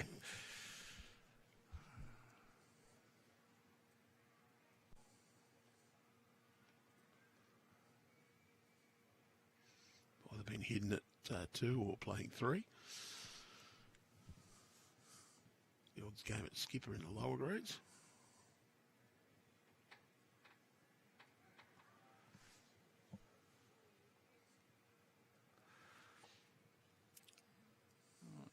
Schroeder back in towards the clubhouse. Well, he's not going too wide with this one. Definitely not. It will cut across a little bit. Not a great deal, but that's enough for shot. Well, he gets more than one clap out of the skipper. Yes, it's always good. You're another subscriber to the single clap of death theory. Yes, yeah. The one clap is not pretty.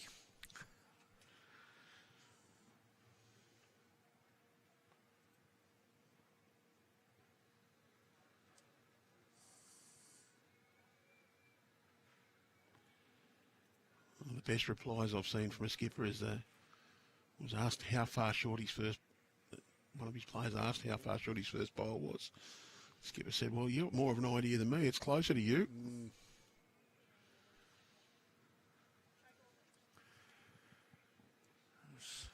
Good reply from Mead there. And Schroeder certainly wider with this one. Quicker too. Yeah, it's going to end up in a handy position. It's down the line. There's 2 Manning bowls straight down the line. Yeah, they've got the 3 furthest back. However, they've only got the 1 in around it at the moment. So Midwest Mead. will hold 2 after this bowl. Paul Jopson's pretty happy with that one. And why wouldn't you be? That's gone round. Sits on the centre line. Well, he shouldn't be because that's the opposition. Yep. Well, he gave it some applause. He did so give good, it applause, great, yes. Great sportsmanship. Yes, correct. Maybe I'm just on the low after the excitement of yesterday as well. Now, what's Snow attempting here? They just hold with that weight. Bowls just holding. They will not turn until the pace comes off them a little. Where on the other hand, it's got that natural arc. See what Galvin can do here. He's looking to add another. So I'd say a bit of a danger here for Manning there. It's looking a bit lonely. Peter Schroeder's bowl. It's probably only 3rd shot. That's a good covering bowl.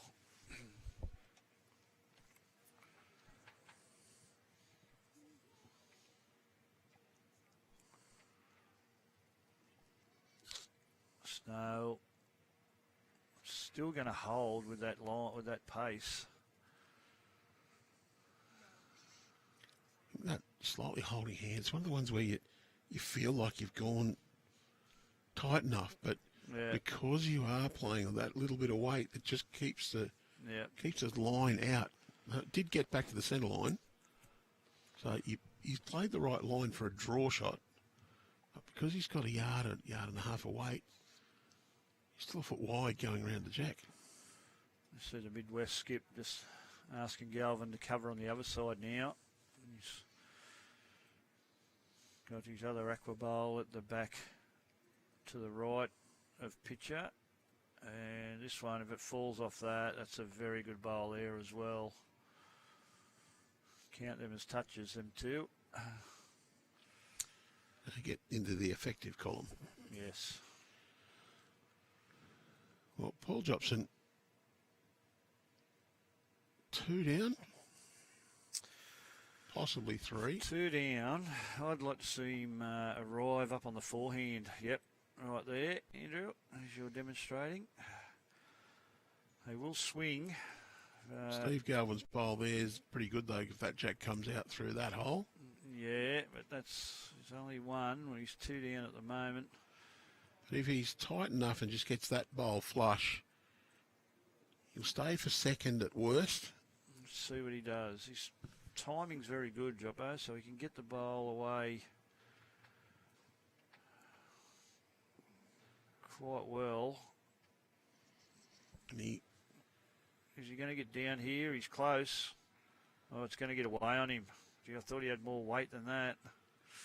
I actually think Mark Fitzalan might be well served to draw, as Steve Galvin's suggesting, just around the short white bowl, which is theirs. Try and beat Peter Schroeder's. Even if you sit Peter's bowl, if you're a little bit heavy, it's not too bad a result. Be a very good result. Could even give you 4 shots. And that's exactly what he's playing, is that forehand draw. Not sure he's around the front one. No, he's not. Well, let's open it up a little for Jopson. Could actually draw it now if you want to do it. Looks as though he's trying to do that. I just wonder if that bowl moving onto the centre line might just work in Paul's favour to I make him don't take know. grass. He looks close here, but we're not going to see. Oh, he's played it. Well, I'll hit the replay button, but yeah, that's just for the end of it. We do have to forgive the players. They have been pretty good. All right. Well, is that bowl worth a number? Is he going the bowl or is he drawing? Just drawing. It might have been worth 1 or 2. It's a bit wide though. Well played, Paul Jopson. Well done, Joppo.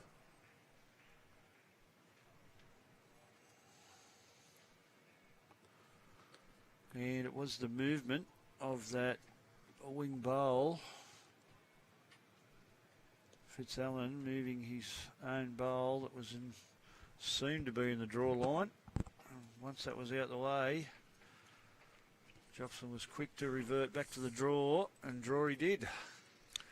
I think it just gave him that confident draw that, Yep. that he knew he then... I don't think bowl was in the way, but I think it was in the eye. Just one of those ones that Yeah. upset your vision.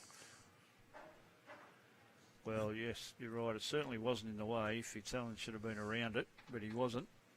And that's made the path a little bit easier. So, Jopson slowly pegging back the deficit. Was down 11-2, I think, at one stage. Now 11-5. Masterboard. Manning lead by 1. Next door, it is 36-20 in favour of Southeast. Well, last 15 minutes has seen Metro North East score 7-0. All right. In fact, it's just gone to 36-22. Okay. So that's 9-0. They're still 14 behind, but they've just got a little run. And, well, momentum's a strange thing, isn't it? All of a sudden your confidence builds, you play shots with that more purpose. And your opponents then also a little bit of pressure. Maybe the nerves get to them. Well, in this game that we're streaming to, Andrew, the two Manning rinks that were behind are still behind, but Harris is back to within 2 of Dwyer. And we said Jopson just slowly pegging back the deficit, and Darryl Webster for Manning has a commanding 15-6 lead after 11, as you can see on your screen there.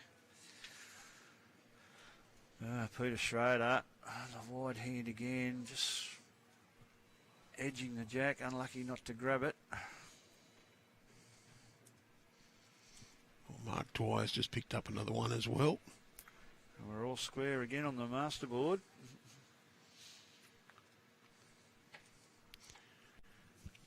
Two rinks up for Midwest, but it's that 15-6 scoreline. Darryl Webster leading.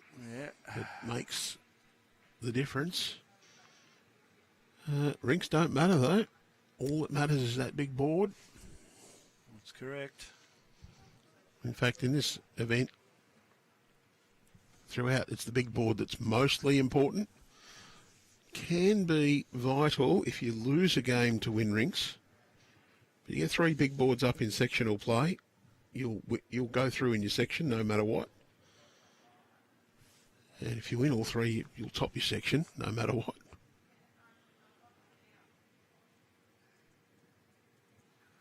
But for that all-important quarter-final berth, those rink wins are critical. Yep. We saw that with Manning. They just got an extra half a point to get them through.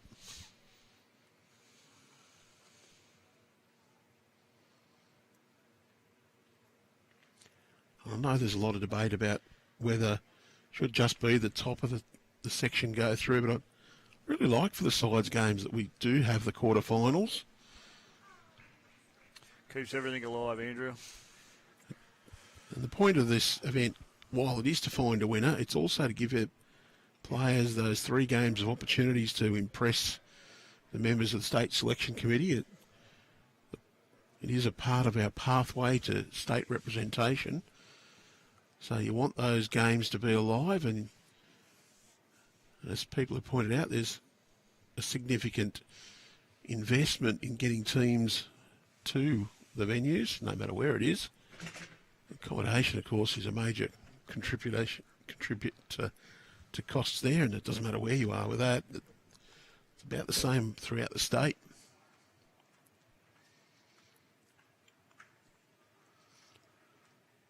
And it also gives a bit of surety that everybody's involved on that last day for catering for your host clubs and planning for accommodation and travel.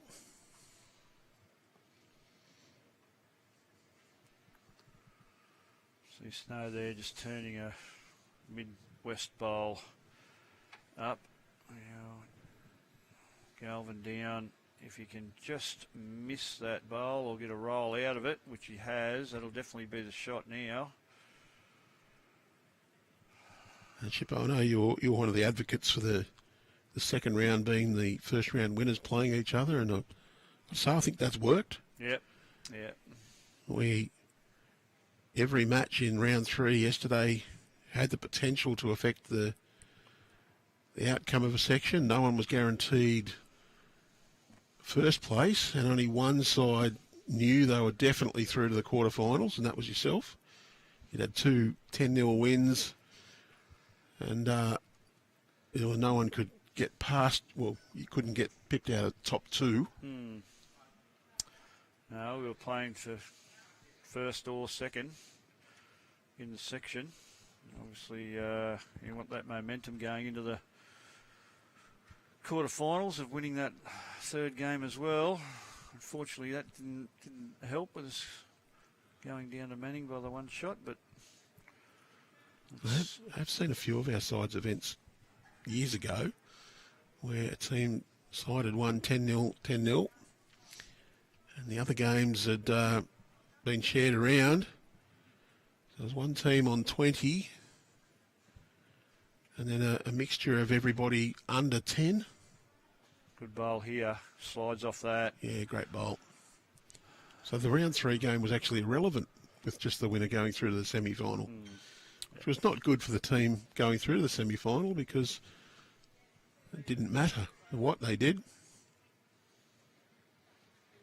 There's Jopson on the attack. Has he got a bit of it? Oh, no.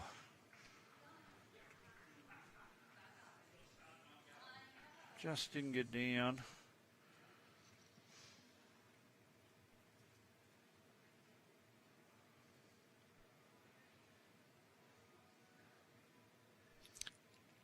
See there, Galvin just saying that if he can land that maroon bowl, land it a foot, stay, maybe able to bring in 1 or 2 more.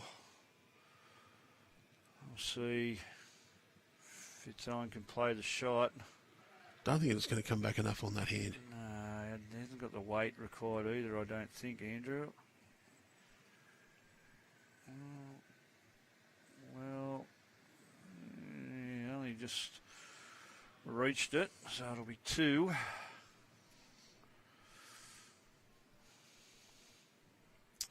To Midwest. So they go to a 13-5 lead after 13. You see the scores on the other rinks there, the bottom lefty screen. I'll just try and see if there's any updates to those. 17-6. Darryl Webster's picked up another 2. Another 2. And the other one still sitting at 9-12, so it hasn't changed at present. And our master board is still even. All square.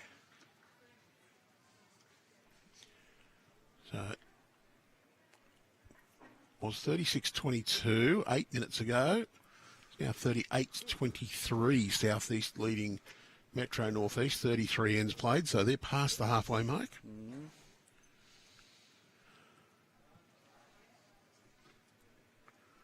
One innovation I'd like to bring in for our live stream game is that we have one set of very brightly coloured stickers that we give to one of the teams. All right. The only downside there is means that for the next match they might need to remove them or put new ones on for their region. And we generally don't do the same team twice in the championship, but it could mean someone having 2 or 3 sets of stickers extra with them. Fairly minimal cost.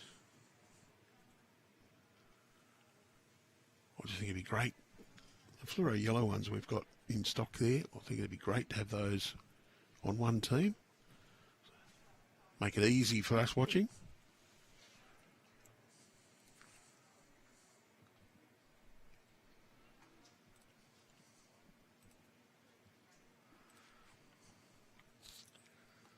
Fitzalan there, just cooling Mead on the tight side to arrive onto his teammates' bowls. Has he got enough weight to stand him up? Oh, he just got a fade underneath. Yeah. Did continue to go across a fair bit after the line. Well, Peter Schroeder, he's played a couple of good bowls over the last few ends. Can he do it again? He has. He's on a pretty good line again here, depending on his weight. He's got plenty of weight on this one. Well, he's putting the roof on. Stayed on the green.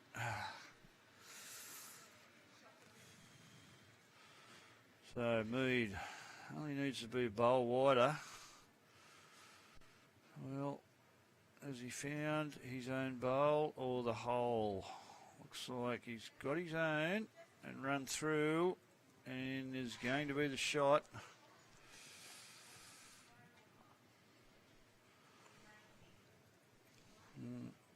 Schroeder just really needs to adjust weight only. His line was good. Line looks pretty good again. Can he get down under the green bowl and get back to the jack? Is he under it? He is. And that'll be enough. Possibly 2.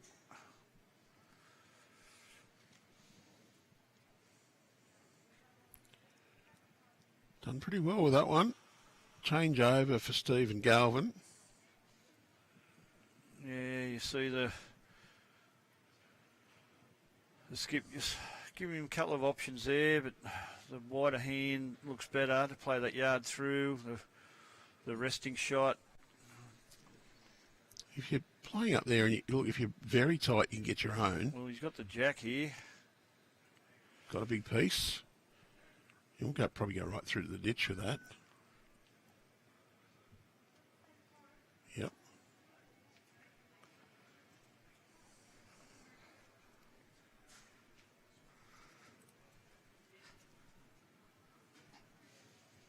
Plenty of room for snow. Sure how close the jack is to the boundary. Looks as though it's in a bit. Steve Harris's rink's just done Manning a favour. They picked up a 3 to be even on their rink now. Okay. That puts Manning Great Lakes 3 in front on the big board. And Steve Harris warming into the game.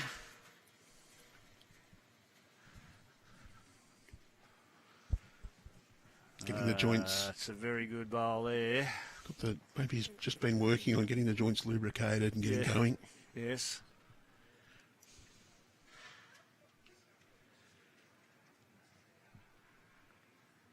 Steve is one of those players that opposition sometimes might like to try and slow the game down, keep him out there longer, figuring that they'll get better over him as the game goes on. It didn't work for us yesterday, Andrew. He played some big bowls against us yesterday afternoon. Converted a couple of heads. He's certainly a unique character. It's probably a nice way to put it.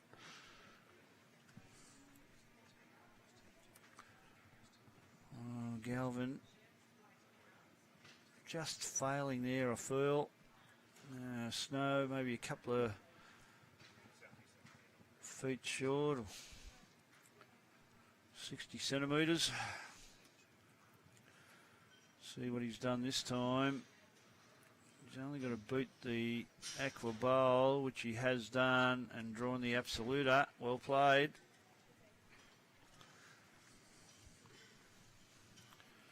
So 1, possibly 2 to Manning at present. As the skips go to the other end to complete end 14 of this 21 ends for each rink, 63 overall. As you can see, top right of your screen, Manning back in front again, 34 to 31. Winner, a place in the final of the senior interregion championships.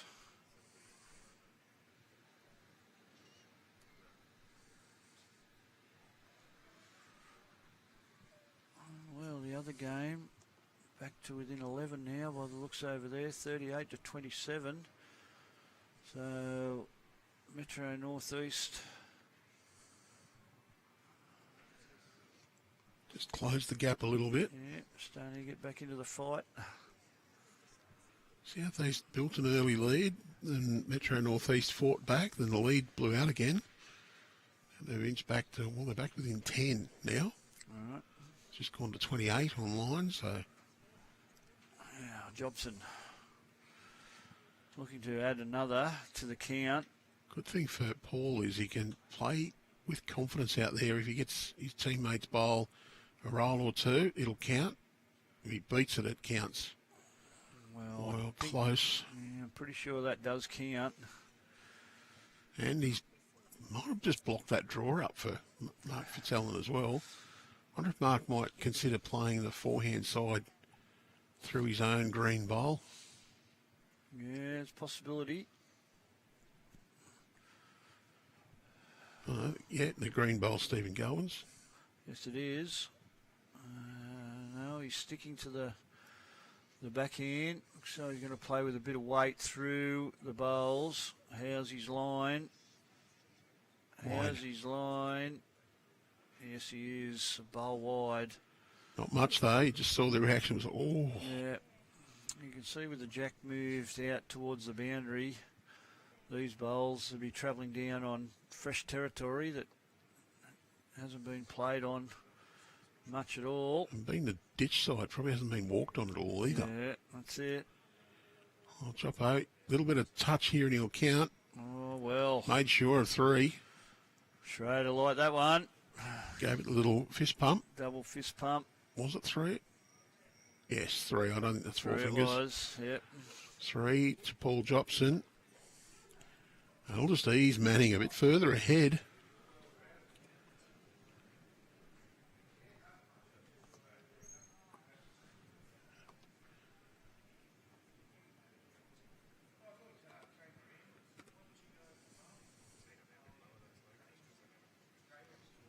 And that mat has gone right back near the tee, but not super long with the distance.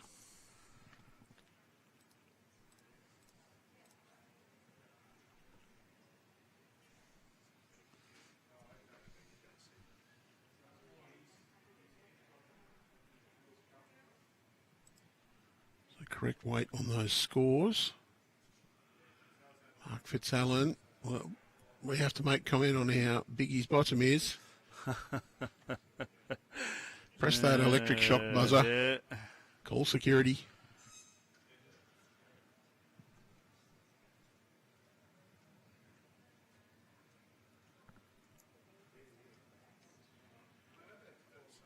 Old schoolmate Cameron Curtis said when he played in the professional stuff in England, always had a marker on the rink.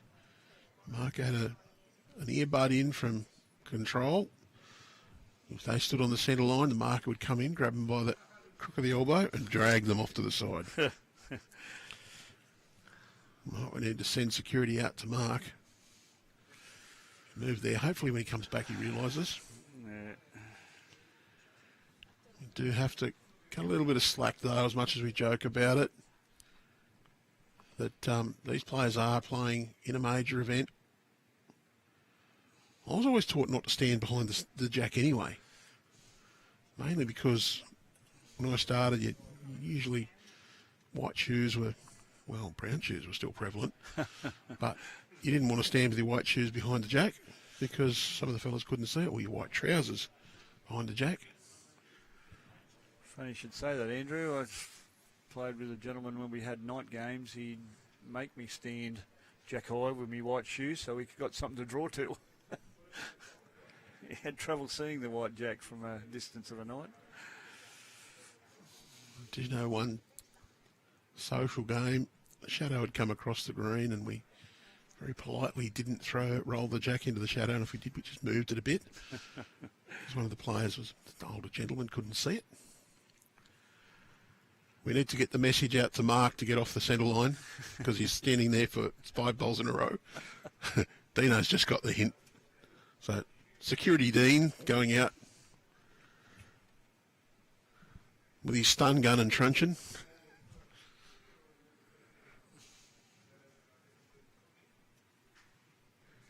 He's been pretty good up until now.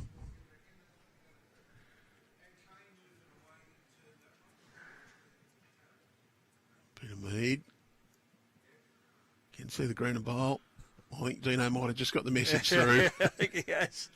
He's taking a wide berth now. I've got to say, Dino's done it brilliantly too. He's managed to keep his face off camera. He's relayed the message through a teammate, I believe.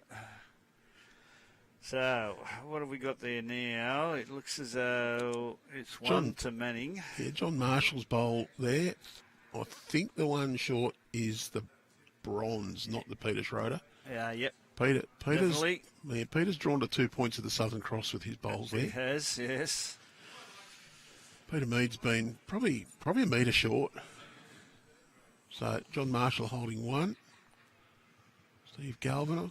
Steve's played pretty solid, I feel. He's, without setting the world on fire, he's put plenty in good areas.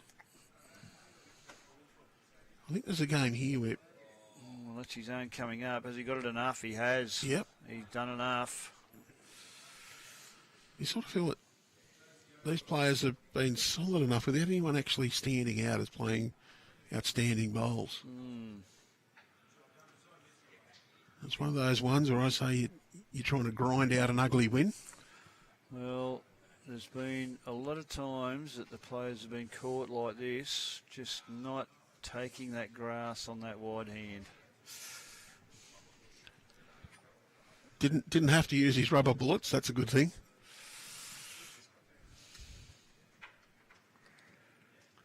We do try and relay the message, but we also try to minimally interfere with the game going on. Bit of grass line here. See Right Galvin. down to the jack here. Little feather. Just cutting across, but will it stop in time? Maybe not. No, I think it's just behind.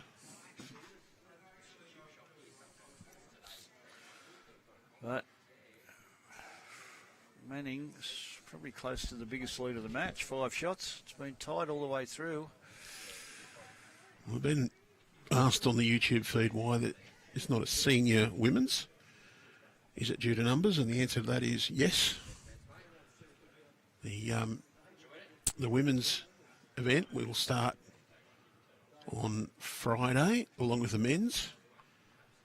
And the women's teams or the sides have a restriction that you must have a minimum of 3 players eligible to be selected in the women's senior state side, and a minimum of 3 players who are under that age eligible to be selected for New South Wales.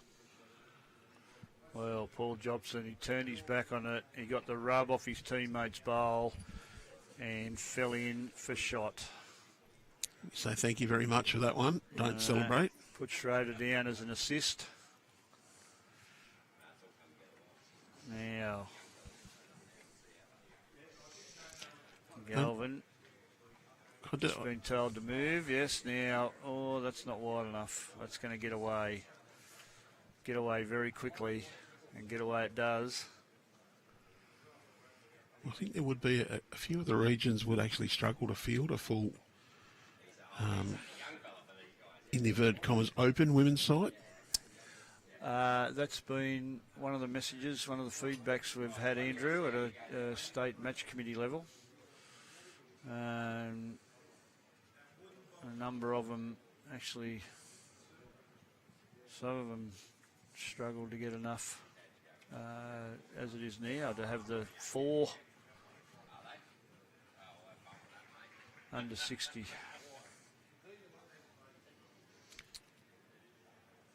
Yeah, and there's probably 2 regions where they'd like to put in more than the 8 under 60s. Yep. Yep. Certainly works both ways. But it is a selection pathway event. It really is. He's not wide enough again here. While the regions do fight for the honour of being the champion. Might turn his own bowl up onto it though. He has, and got the shot. Well played. Well, you take that little bit of luck. It's pretty critical at this stage of the game. Well, yeah, he was in the area for what he wanted, and that was an option to turn his own bowl up onto the jack, which he done. That was a chance. So they peg one back on the master board. Check the other rinks scores in just a sec. Fitzalan still leading here. This rink's going to be over by the looks of things before the other 2 have finished. Only got 6 to play now.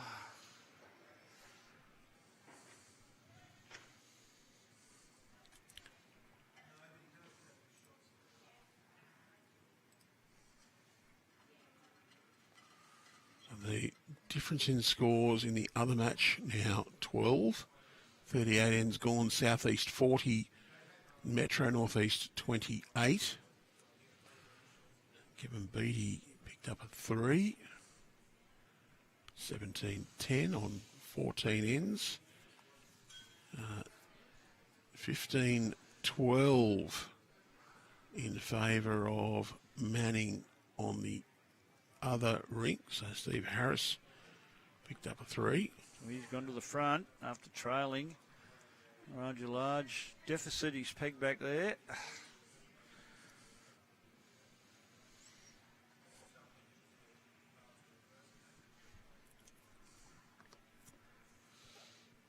Is it Harry just warming up, or is it one of his team just started a fire, or a combination of all the above? Yeah.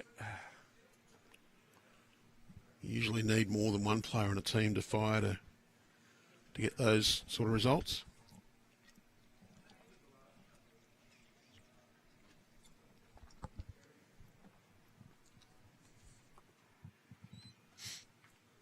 Well,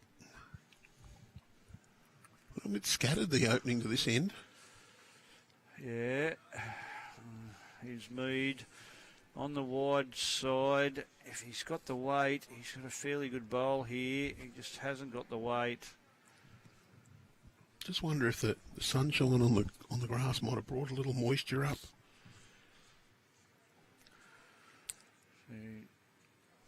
Speed changing. Schroeder on the backhand.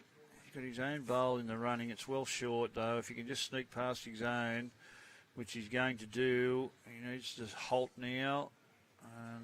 That should be good enough for shot. Good effort. Yeah, it'll be the boss bowl at the minute. We'll see if Mead can add a couple of feet onto his last.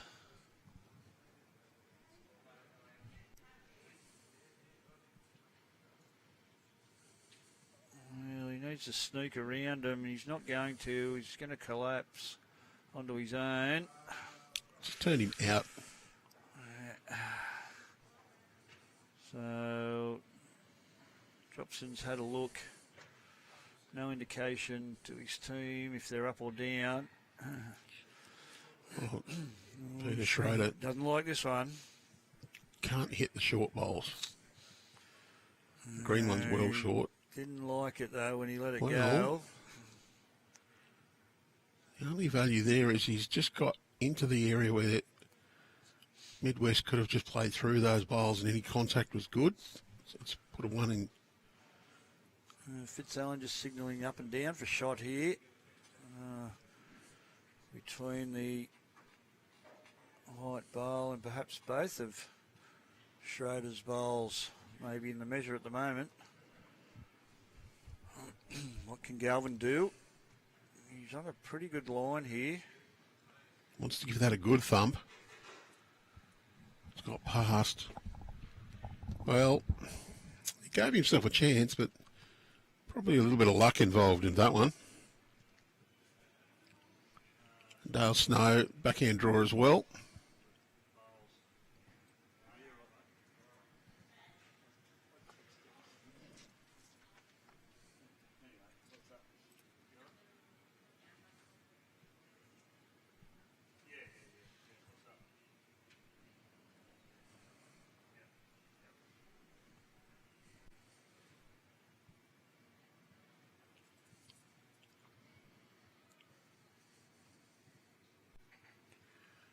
Really important here for Midwest to try and just claw that shot back.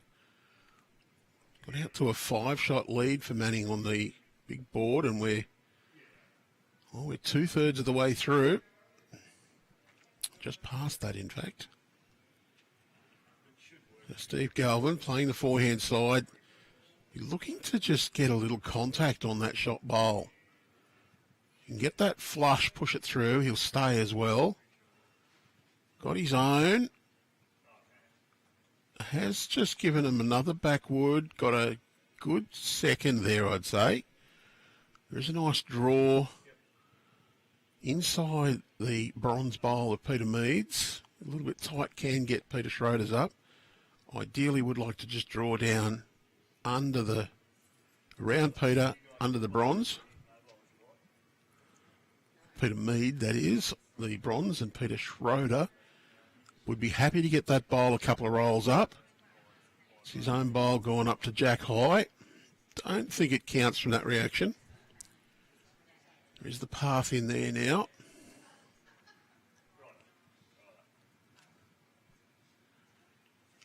So, Manning bowls there, there and there.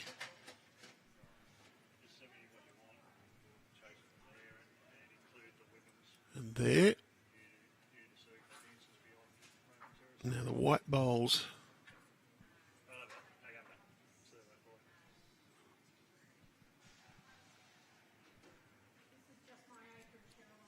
Ray Fitzalan has some. That one, and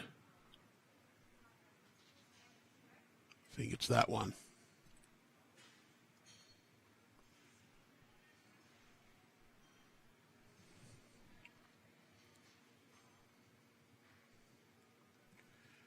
Mark Fitzalan just looking to draw.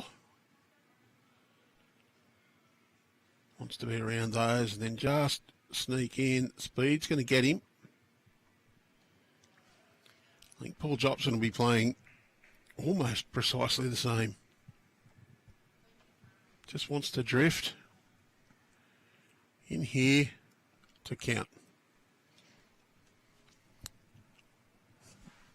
Would not want to leave a bowl easily available for Mark Fitzalan to give him a good guide, though.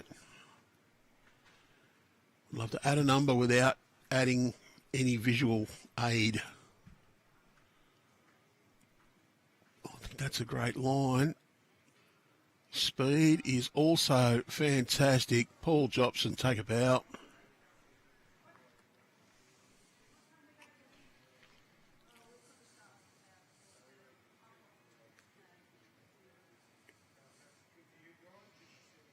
Mark Fitzalan. Down.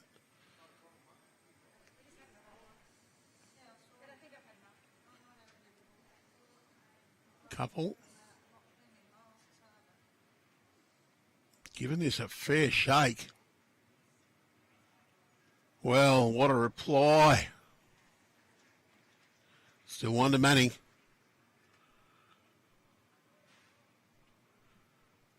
One to Paul Jopson.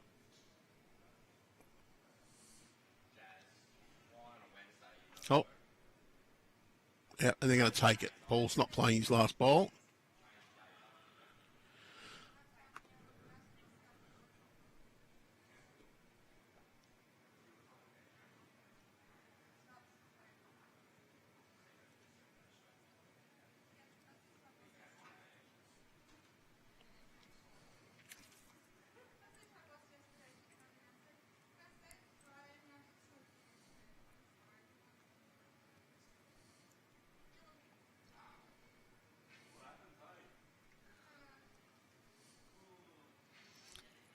Still the 5 shots the difference.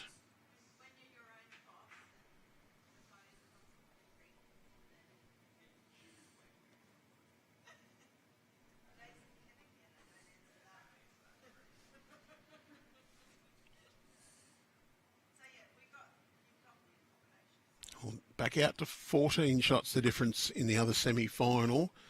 Southeast 43, leading Metro Northeast 29 after 41 ends. So they're pretty much at the 2/3 mark. Just short of it.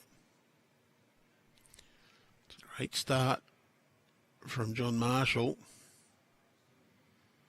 Ray Fitzalan, a little tight on that wide hand.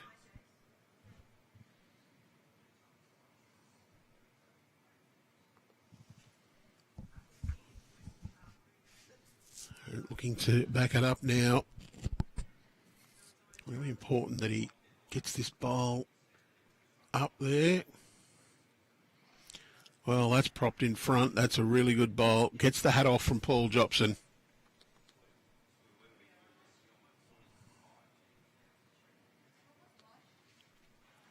He's a good adjustment on his grass. Was very tight with his previous. Has given that grass adjustment. How's the weight? Well, just needed a fraction more on the grass.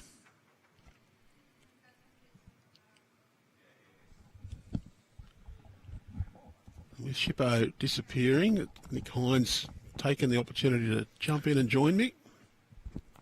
Well, always happy to join you, Andrew. I've just been out wandering around, keeping an eye on all the matches. This has been an enthralling contest throughout. 28 all, 29 all. Five shots about as big as it's got, isn't it, Andrew? Yeah, I just feel like no one's really nailed this. No one's been the outstanding player. They've all played fairly solid and played some good bowls, but they've just struggled to get the perfect line consistently. And Midwest, well, they were leading on 2 rings. There's now only 1. So Manning's jumped out to that 42-37 lead. They threaten to get further, but every time they grab a shot on one rink, the other one, Midwest manages to just claw it back. Well, we saw yesterday Darryl Webster and his crew come very good at the back end of the game, and it looks as though they're making a bit of a run for things at the moment. This is good here. Just I say that, Steve Harris has picked up one more. He now leads 17-12.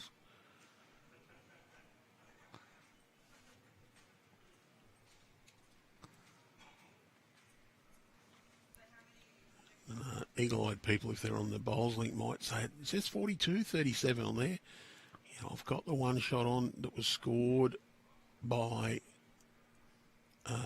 Paul Jopson on this end. It hasn't quite made it on the bowls link yet. I suspect someone just hasn't hit confirm. They have been lagging a little bit, so might be someone's just not hitting it until they've played their bowls, or well, we can go and give them a bit of a tune-up if we need, but no, they're putting it in. They're just taking their time. Well, it's a very good bowl from Dale Snow. 3 shots now. You saw the call straight away, though, from Mark Fitzalan. Get into that. Might have to send security out again.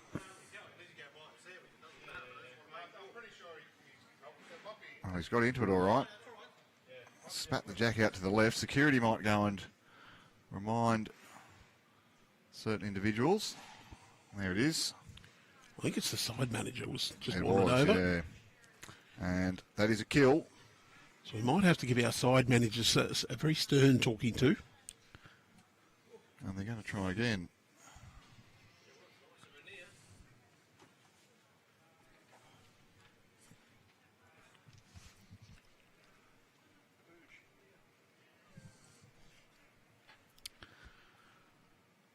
Well, these kids just asked where Warren Shipley went. I know. I saw a vacancy. I saw Andrew all on his lonesome. I didn't want to leave the poor bloke in the lurch. He's a 30-year veteran, you know. They I mean, they only carried him in. He had the 4 nips on with the sedan chair again this morning, bringing him in. Andrew Lynn. Peeled grapes. That's what you deserve, at least, after 30 years of fine service, Andrew. Someone said I was committed or I should be. One of the two.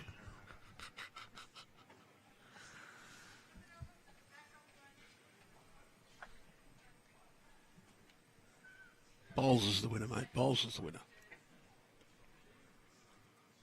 Well, it's just a fraction longer, this Jack, than the previous, but not much. Well, Paul Jopson liked it pretty early. There's a bit more finish on this green. I did go and lob a couple down on green 1. And for teams that played there yesterday, there's noticeably more finish on this green than there is over on green number 1. So They might have just given green 2 a bit more of a roll this morning. well, that's also very likely, given that's where all the serious competition is. People have suggested all sorts of manners to get people off the centre line, including cattle prods, lasers. Not sure how that'd work. I did like the tens machine pads attached to them, and we could give an electric shock remotely, but there might be a bit of cruelty in that one. And I don't know if Nick, if you were on, somebody might just set it off just to see you dance. Might depend on who the commentators are and who the players are on the rink. There might be a few who just get a little tickle up from time to time. Do let us know who you'd give an electric shock to in the comments. Yeah. I'd probably just attach one to Lee, just there, and watch him jump. Somebody suggested a wireless doorbell attached to the tripod, but just imagine if you're the player on the mat next door and bzzz, it goes off behind you. Yeah. So, yeah, I like the idea. Well, we've got the English Bowls Federation celebrating their 100th year. We've got the president watching on in Derbyshire. I hope I've said that right. Derbyshire, I think you'd find. Well, they might come up correct, both of us.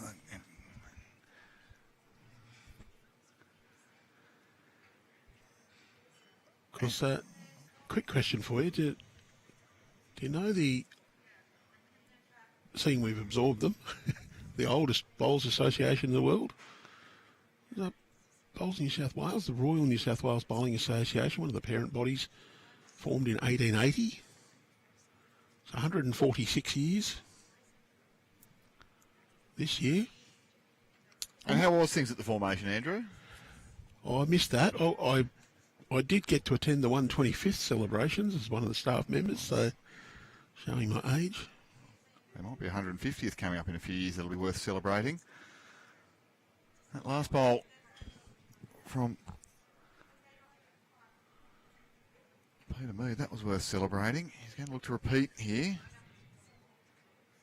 I've had the joy of playing against Peter Mead in the past. A couple of times. Landed an excellent home. Oh, look, we do joke. We do try to let the players go out and play their game without interference. And we try to, as unintrusively as possible, give them a gentle reminder that we like to see what's going on. But we never see someone ask Steve Smith to stand at just a few centimetres to the right at second slip because we want a better view of the camera, do we? Though they do have some outstanding technology on the cricket. I'm rather jealous. They've got, yes, their production team exceeds our budget by a few $1 million. That's okay. Great to be bringing you these fantastic pictures here. The sun is shining here at the men's senior interregion here at Yamba Bowling Club. And we're going to see some weight here from Manning Great Lakes. Well, this is looking pretty handy. Straight up the middle. And another kill, I expect. That'll go out of bounds too. It's 2 in a row. Are they picking it up? Yep. Bowls are getting lobbed back down to the other end, so... I was just being a bit lazy. I was waiting to see it was out before I moved the camera. It wasn't out. Of course, I'd moved back so we could see, but I'm expecting to roll a very similar length again. Well, 2 in a row. I'm being treated to a bit of an exhibition here from both these sides, playing with good purpose as soon as there's a bit of a target. And look, we haven't said to the players, kill a few ends, because it looks like you'll be the first rink finished. Well, we had that fortunate thing yesterday, didn't we, Yeah. Lynn?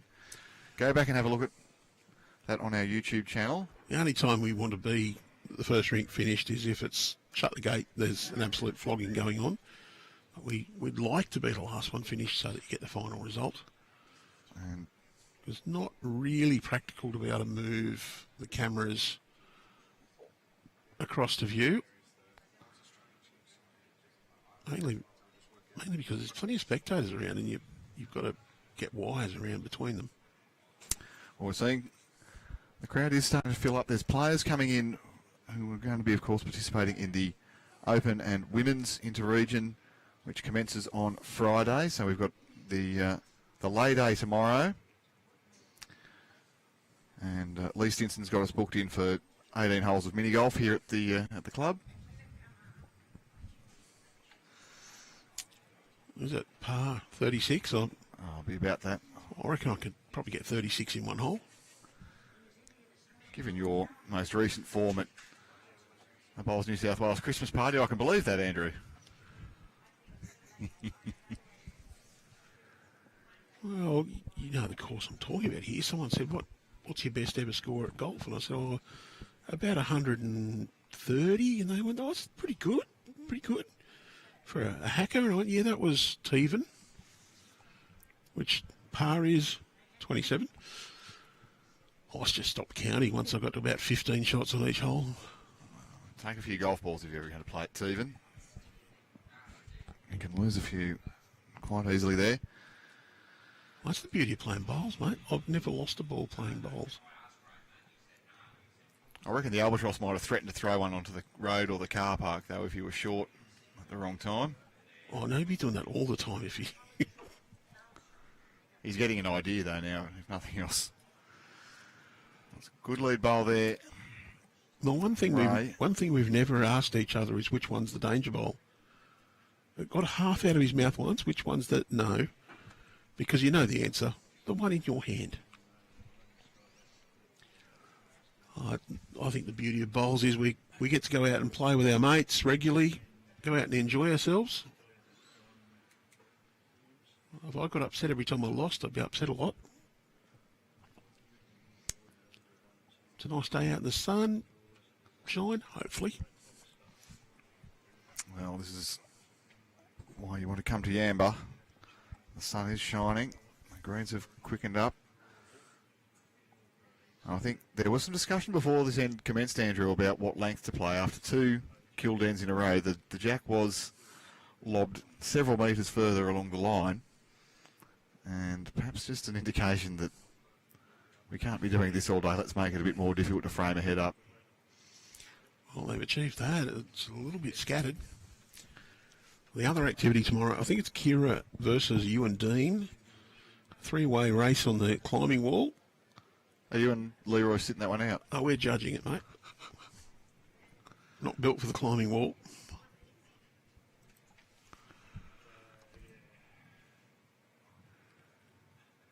You also could have a game at 10-pin bowls here at Yamba Bowling Club. They've got, 4 lanes? 5. Bowling alley? We only need one at a time, Andrew. Good here. Very good here. Don't take that much bias on a 10-pin. Well, Peter Mead's played some telling bowls in the last few ends. And you can see the indication there from Joppo. Get down, beat the white. Really beat any of them. Run into any of those bowls. It's going to improve that head for Manning Great Lakes. They do hold a 6-shot lead. Warren Shipley's back lurking around, but he's chatting with Lee, so that must be very important. This is a good positive line here. Has he got good positive weight to match? No. Just not quite. It was a fair effort. That's a really good effort at draw, but no, he didn't have the positive weight. Yeah, really wanted that one to be finishing past the tee. Realistically, just wait past the tee for that one. Shot on each of the other two rinks for Midwest, and the gap's back to 4. 17-12. Darryl Webster now leads Kevin Beattie. 17-13. Steve Harris leaves Mark Dwyer.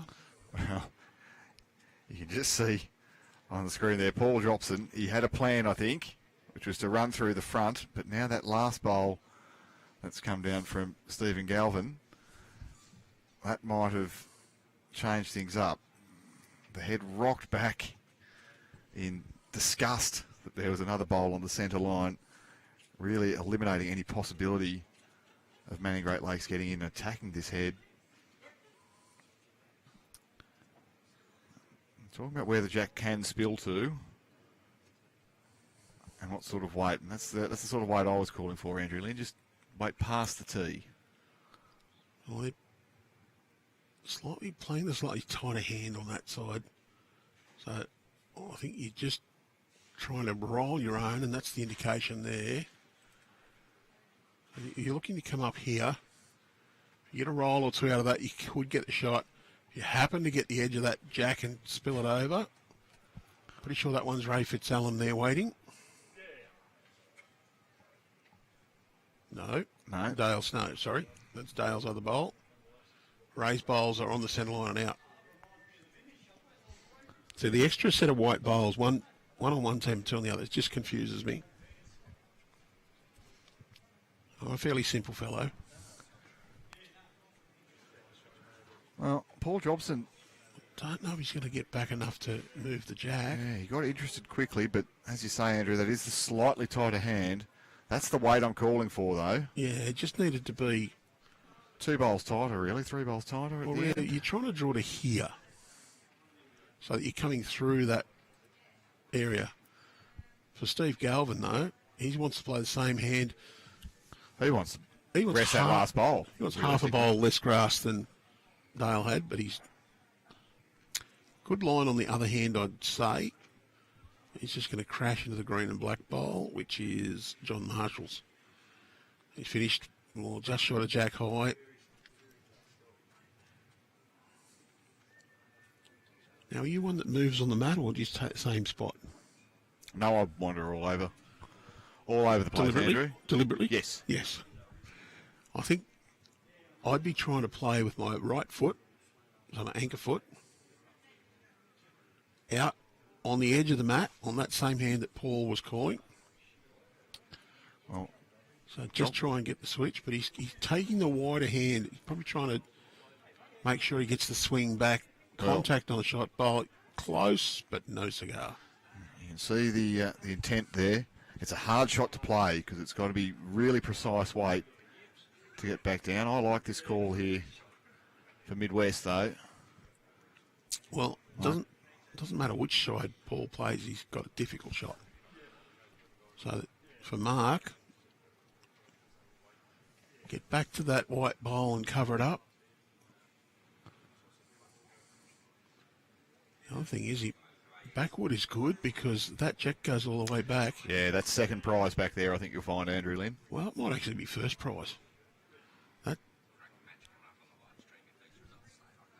jack coming right back might have been a couple of shots, even 3.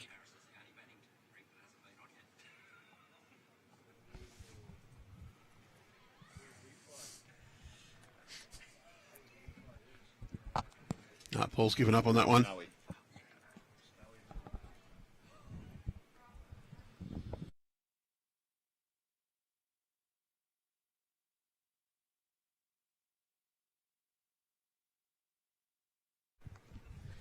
Apologies for a little bit of silence there. I was asked a question off air. I just turned it off to... Well, we're talking about the potential final, and if things stay the way that they are, it will be Manning Great Lakes and Southeast in the final. Southeast holding a 16-shot lead through 47 ends completed. They look to be in the box seat. Do you think you could give us an unbiased commentary on that game? Absolutely. Absolutely. Well, I don't want you then. I want you to be biased. One shot to Midwest. I think I could provide some insight into that those players in Southeast region. That was one shot, wasn't it, to Midwest? Yes, one shot only. So that's Mark Fitzalan 1, 15, 17. And the margin into 3. I'm just looking to see if there's any further updates on the other two scores. So 3 shots only the margin as we have it at the moment. Andrew Lynn checking 16, 16. furiously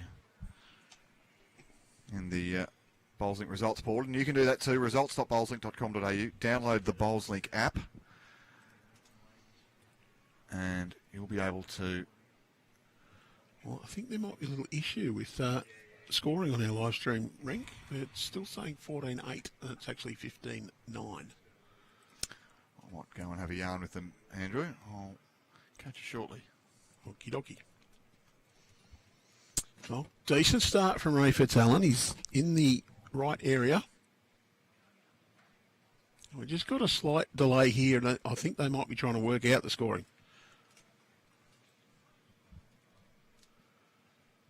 And hot seat hits again. Chippo's taking the chance to jump back in. If I got the right one turned up. I don't know, Andrew. Have you? Yes. Looks like the green bar's moving. We good? Yep, we're good. So there is a slight delay here, and I dare say someone's gone, hang on, our score hasn't changed. Oh, okay. That's why Nick ducked out. And there we go, it's fixed up now. Either that or could we just have someone who's just had to duck off for a little comfort stop.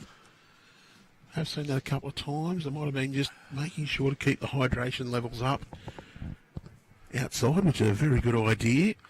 I think that was the rink, Andrew, that the lead was doing the scoring as well. So maybe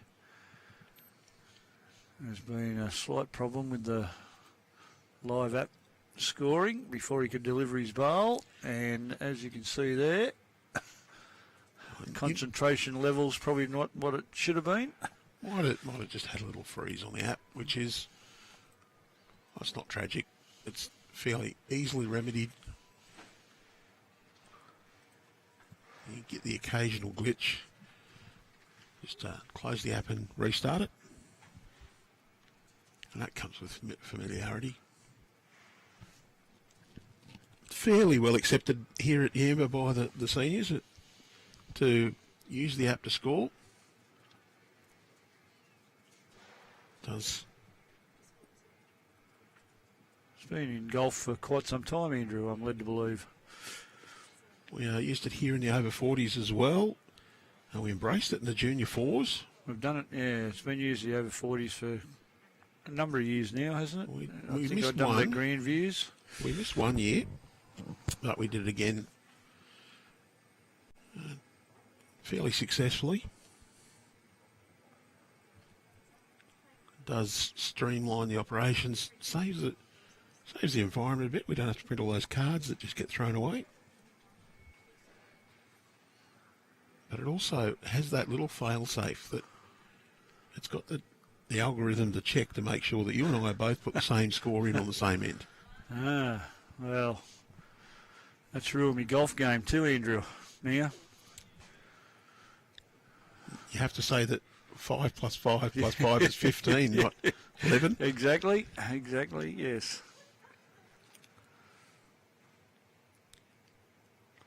There's a lovely little 9-hole par 3 course up the road at Tevan near Ballina. Was there?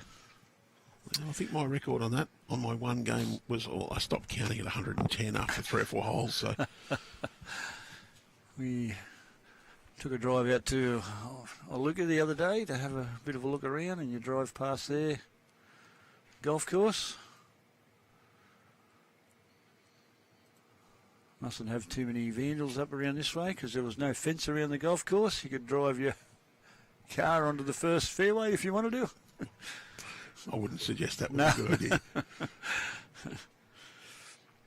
But certainly a few good bowling greens, and on Friday we extend out with the 2 events being played to be playing at Evans Head and Iluka. And I'm told that the greens at Evans Head are the best in Australia. It's a pretty big call, I said. No, what they're magnificent. They look like a carpet. They're very well manicured. Yeah. A few greenkeepers might be just shuddering and going, oh, mine are better than that. I've never had the pleasure of playing at Evans Head, mate, so I can't comment on that. But generally, when you head up north, most of the greens are very good. As I said, these ones here at Yamba, during that heavy rain we had on Monday, or persistent rain, they did not show any signs of wear and tear, and was quite good. Well, you can see a little bit of discoloration a few spots in this green, but it hasn't affected its play at all. It's played very well. Definitely and not. Jason tells me they're actually due to go out for renovations in Yep. about a week's time. And when I turned up, I think it was Saturday afternoon, this green that they're using out there was full of barefoot bowlers. Yeah, barefoot's fairly good around here, and they've also got the glow bowls, which they use for the corporate events. Have they? Yes. So, Haven't tried those out yet. save money on lights, mate. Turn the lights on. Well, they do have some very good LED lights on green 1 and 2. And they're unusual. They're in the middle of the green on each side. Yeah. But I've seen them in action. They do light it up very well. Oh, they've only got the 2 poles.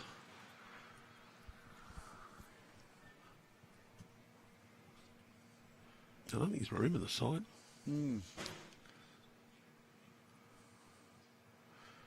It's the beauty of the modern lights, though. You can get the right coverage. So, back to the game here with Manning leading by 3 on the master board. Fitzalan here looking to weave a passage. It's certainly too wide on that hand. There. Oh, there's been another change on that score too. Kevin Beattie has picked up a 3. Right. Okay. Now, that one. And it's 17-16. So Mark Dwyer also picked up a 3. That changes it. Midwest. They're out in the lead again. Wow. So our feature rank 9-15 as per team 3 on Bowlsley, just to confuse us. And it's 17-15 and 17-16. So 6 shots to lead here, 1 and 2 on the other 2 rinks. Mark Fitzalan, I'd say it's critical that he gets second shot here to not give Paul Jopson an easy opportunity. I think he has.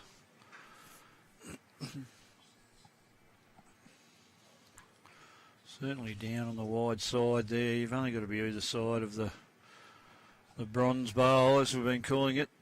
That is against him, but Dale Snow's having a look to see how many it is. Mm. The green bowl is Steve Galvin's. I think that's the closest Midwest. Peter Schroeder's maroon bowl at the back could well count. Well, Jopson here. He beats that white bowl on He's the wing. He's around pretty it. much going to count. Is he going to get down in time? Yes, he is. That will count. Good bowl. He's left a fairly good opportunity there.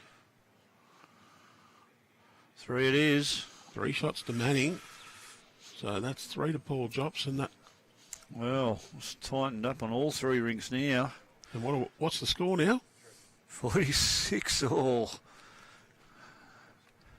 Well, I'd like to go back through the...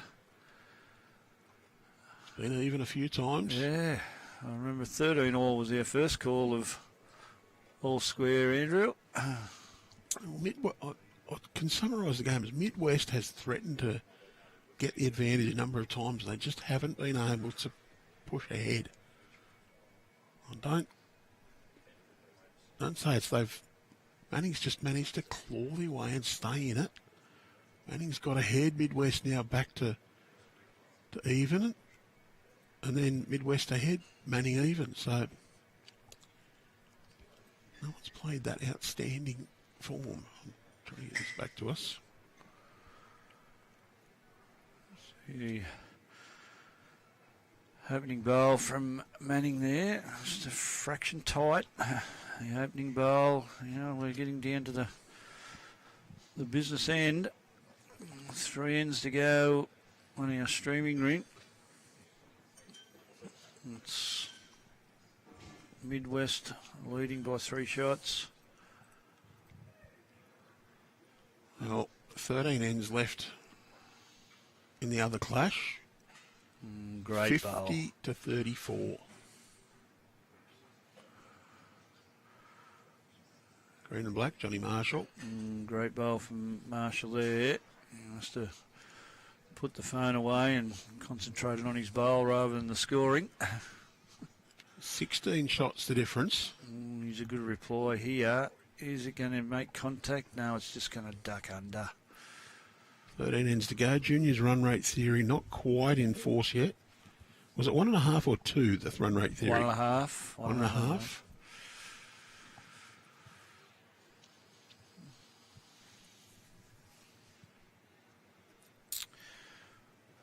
The basis that is, once you get into that 1.5 per end you need, as soon as you drop it, that runs, drop any shots, that runs that up even higher. Well, my 7 end theory, Andrew, it was Mark Fitzalan leading after 7 ends, and he still leads 15-12. It was Darryl Webster leading after 7 ends, and he still leads 17-15. But Steve Harris is the odd one out. He was behind after 7 ends, but he has a 1-shot lead at present. Still 4 ends to go. Yeah. Theory has its time. Oh, good shot. Peter Mead trails the jack. What a semi-final we've got on our hands here. 11 ends to go overall. Place in the final awaits for one of these sides. It was Manning that qualified second in their section. And Midwest, Andrew, they won their section, or did they qualify second as well? I think they won their section. Won their section. And they had... there's been plenty of tight games throughout the event.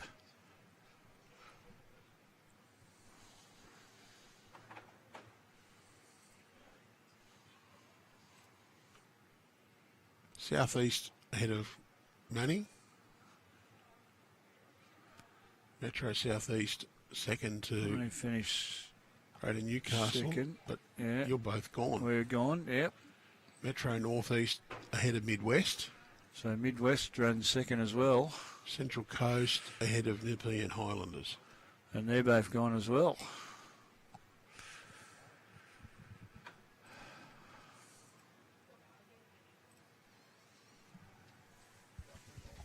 So I get the debate. Should you get the second chance for running second? Well, yeah. I can see people's opinion there. At the moment, this is the system we have. Let's celebrate the fact that we've got such a great competition, a great atmosphere. And I think the pros outweigh the cons. And obviously those who make the decisions do as well. Let's see what Galvin can do here. He's drawn a cracking bowl. Well played.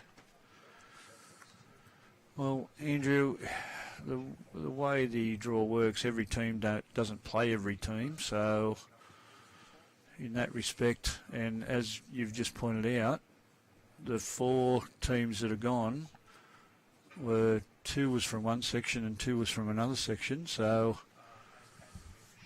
perhaps the stronger teams are still alive. FIFA doesn't take one only out of each section in the World Cup either, do they? No, they don't. ICC takes the top few out of each section in the Cricket World Cup. The top 8 go into the AFL and NRL finals.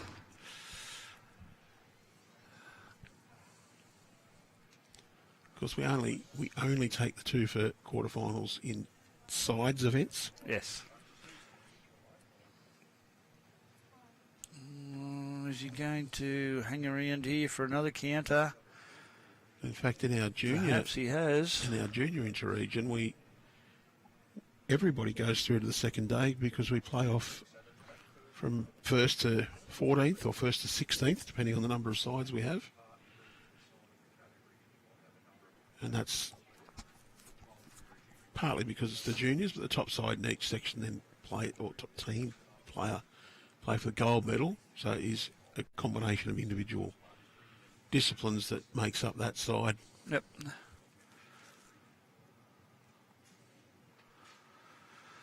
Right, it'll be Jopson first to play.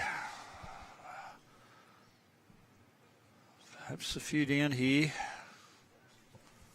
Really wants to get, if not shot, second shot. He's got a bit on this.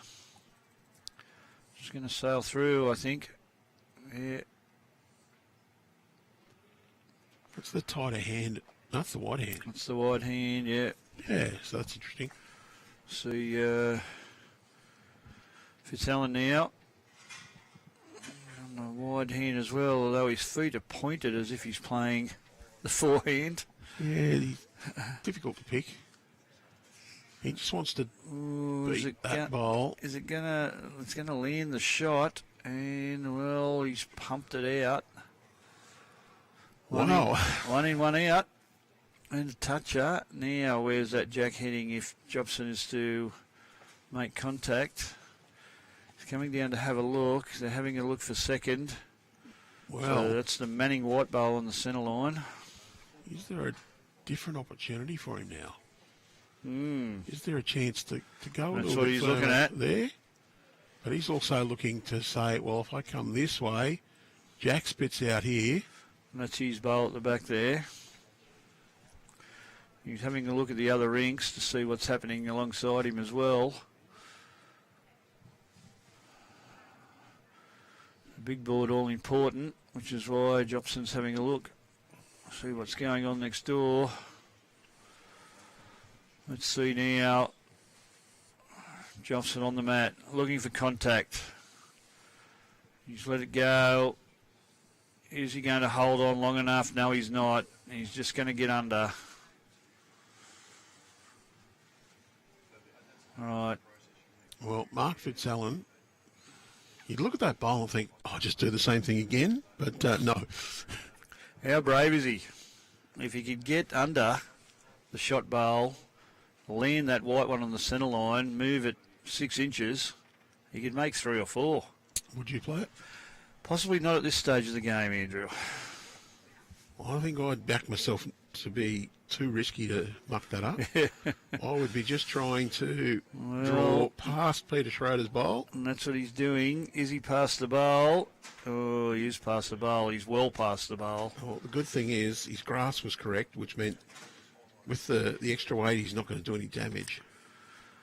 We're going to get the lie detector. No, it looks like it's 2. Was that a 2 signalled? I believe it was 2, mate. You might have to wait for the confirmation, but I think the 2 fingers went up there. We'll wait and see.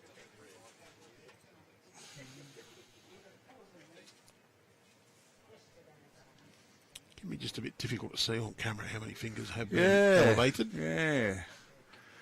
We'll get the confirmation in a second. Oh, it was 2. It was 2. I know. So Fitzalan kicks away again to lead by 5. 2 ends to play on this. Darryl Webster scored a 2. Darryl Webster leads by 4. And it's still that one shot between Hang on, no, Harris and Dwyer. I've actually got that wrong. It was Steve Harris that got a 2. Harry got a 2. All So right. it's 19-16. Bear with me for a moment. Now here comes Marshall's opening bowl on end 20. And it's a cracking opening lead bowl. It was a 1 to Kevin Beattie, that score. Okay, so the game remains all square. Well, no, Midwest lead by 1. Contact there. Fitzalan squirts the jack out. Oh, Snow cooling the head, asking Marshall to stay on the tight side that he's been playing. Just got to navigate past the white bar, which he has done very well. Just snuck past a little bit, but definitely shot. 17-16 for Darryl Webster. Well, it's now 20-16 after 19 for Steve Harris. Just added another one on. Right. And it's 12-17. Yep. On 19 here on our feature rink. And what did you say the scores were? All square again. Wow.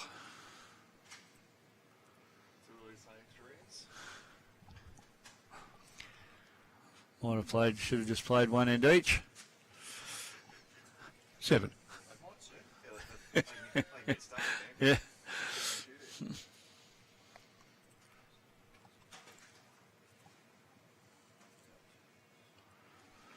Okay, it's been an enthralling battle. It's not quite the outstanding bowls you'd hope to see as the standard of people just nailing it all the time, but it has been an enthralling contest. Joppo, well, he is standing off the centre line. We'll give him credit for that. It's just a Jack's move. Well, you can see that bowl now from Be Peter Mead's bowl. Peter Mead. Yeah. We've got Schroeder on the mat now. He's on the forehand. That's tight. What I might do is I might ignore the player cam. We'll go from sideways, Andrew. And I'll pop that. Onto there. And once the players move, we'll go back to the other screen.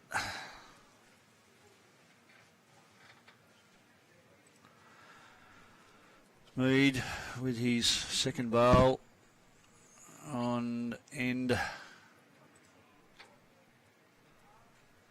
number 20. It's a little bit loose, that one. See Jopson there. Signalling where to draw.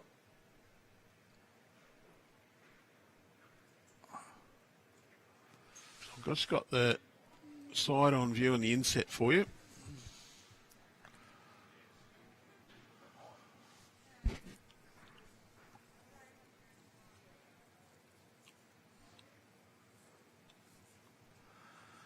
All right.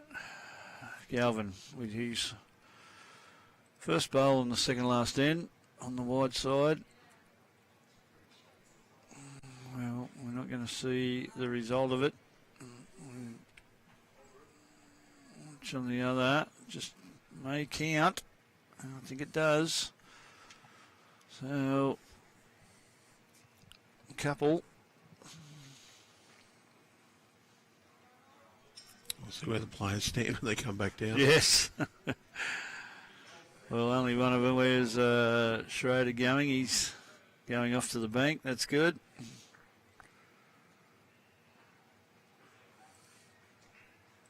Jopson standing out the way now. That's good.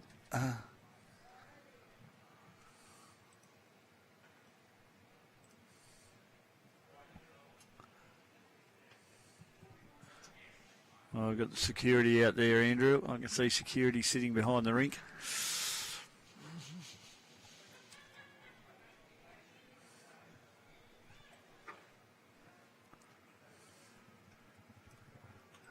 All right, Snow.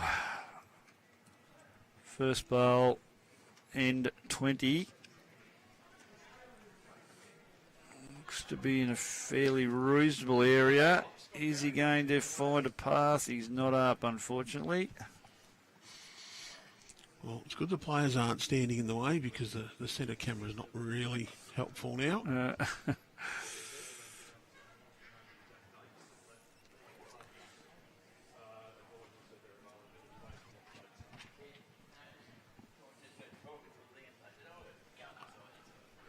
Right.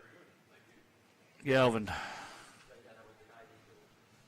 Just needs to be a fraction wider. He doesn't look like he is. Well, if he's narrow, he's also a chance to just come off his own. Work off his own or turn it in. Well, he might have laid it down. It's definitely counting now. Well, what's Jopson going to do here? Well, see the shot called. Yeah. On the backhand. Yeah, it'll be interesting to see how much this one goes. It might turn a bit more because we're on the inside line. Although, well, crashed into the front bowl, so Jopson with a bit of work to do here. Just wonder whether Joppo might have considered calling Nail Snow to play a couple of metres away there, just take minimal grass and try and smack into those front ones and open it up a little bit. Yeah, I thought that was the call, Andrew, to be fair. I'm just having a look at what's going on next door. There's another end completed. I just thought there was a nice opportunity there. Any contact with those, he could have even got the edge of those, got rid of a few. So, the rink next door, Manning's got the mat. So, looks like they've scored again. How many? I'm not sure. I can see. It hasn't gone on yet. I haven't updated the scoreboard behind the rink as well. There it goes. One shot to Darryl Webster. So that'll be 18-16.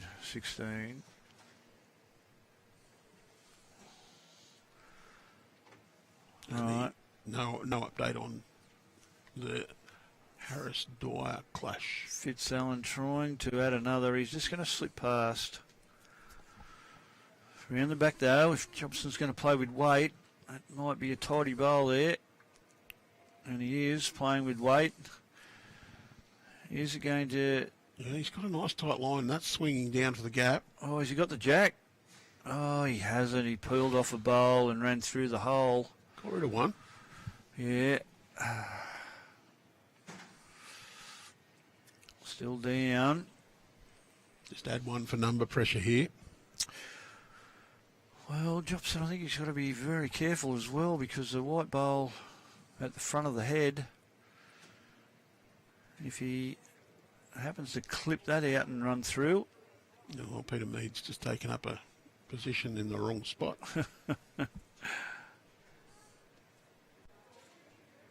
Oh, you're going to move now for us? Well, that's not the best of bowls. Although, yeah, it won't matter if Jopson clips the white one out in front because he does have Schroeder's bowl, the maroon bowl at 3 o'clock.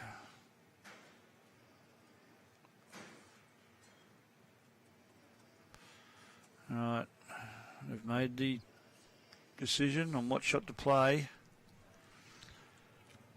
No matter what he plays, he's not got an easy shot. No. He's got bowls in the road on both hands. He's going to try. Well, I don't know what he's doing. Oh, he's trying to draw it. Okay. He just needs to slip that front bowl. Is he wide enough? No, he's too heavy. The signal's there. He's a bit pacey. He's turned his back on it. He knew he was quick. It's going to run through, so is it only the one? Yes, it is. 1, 2. Peter Mead got that one, Midwest. Yep, so they go to an 18-12 lead with one end to play. And 50 all again on the big board.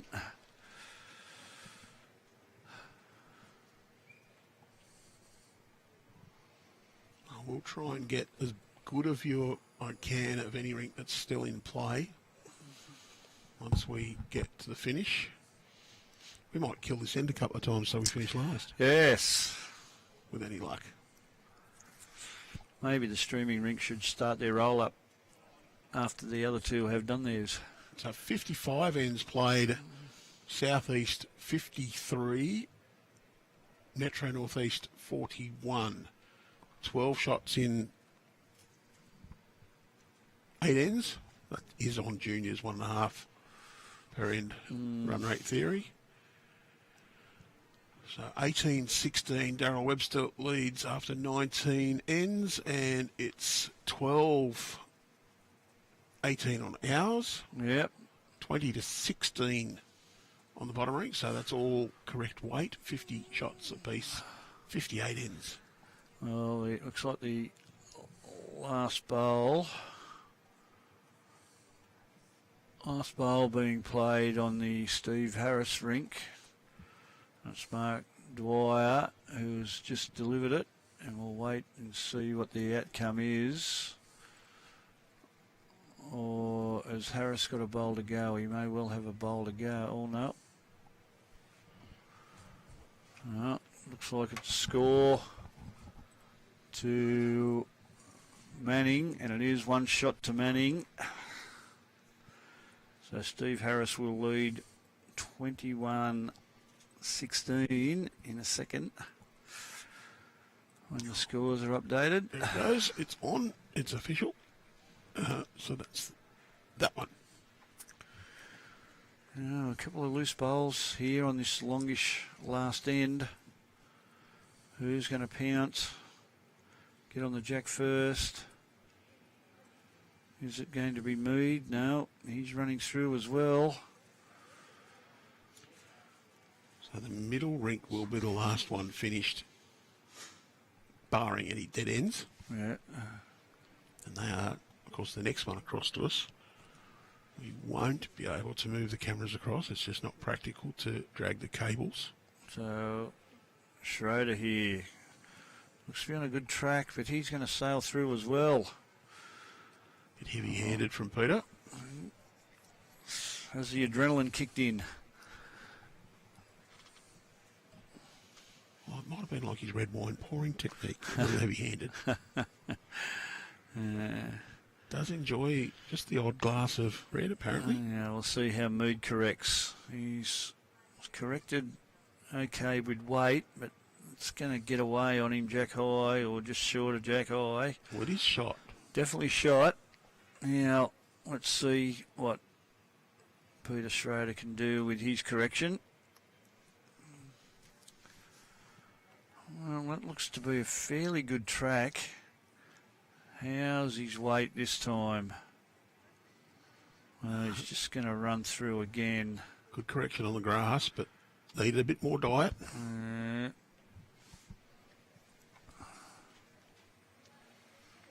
Steve Galvin, you do sort of think that if one of these thirds can just nail this jack, that they'll set their team up for this end. That's for sure. As we get down to the concluding stages of the semi-final, Manning Great Lakes versus Midwest. Manning Great Lakes holding that one-shot lead, and there's a good bowl from Galvin to give Midwest a shot. One holding 2 now. So they're leading 18-12 on this rink. They can capitalise on that. It's a long way back to the bowls behind. Oh, that's another. That's third shot, though. Yeah. It's just slipped through. The skippers playing their bowls on the adjacent rink. It won't be long and we'll have all 3 rinks completed 20 ends. Galvin again. Can he add another? Put the pressure right on. He looks a bit tight with this one. Don't think he sent it either. So, yeah, it's just going to fade. Yeah. Dale Snow. Meter off. Big and bowl just required. A little bit tighter. Big bowl required here. Oh, he's tight as well. It's going to get away as well. Will not take grass. Scratch of the back of the head from Jopson there. Well, 2 to Midwest. I've got to say the beauty for Paul Jopson is there's plenty of room. Plenty of room. Steve Galvin's bowls, it's good, but it's certainly beatable. It's pretty much 50-50 at the back if the jack happens to move back.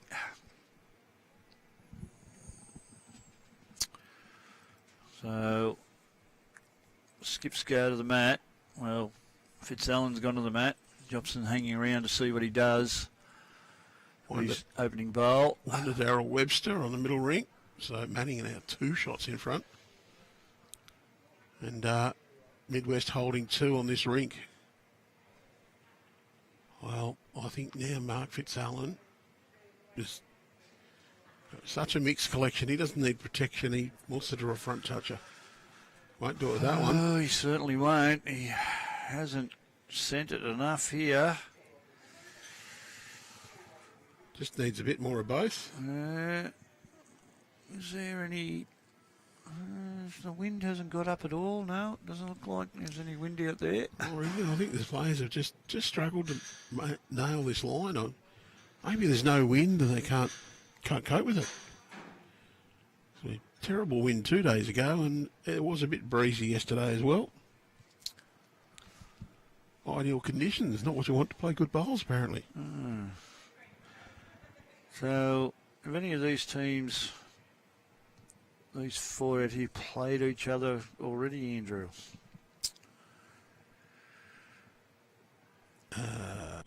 They would have had to. They've both come from the same sections, haven't they? So, Midwest and Metro North East were in the same section. they were, and so were Southeast and So Southeast beat Manning. Yeah.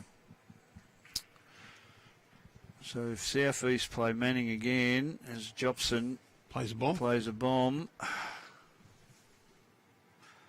Looking to see who's shot.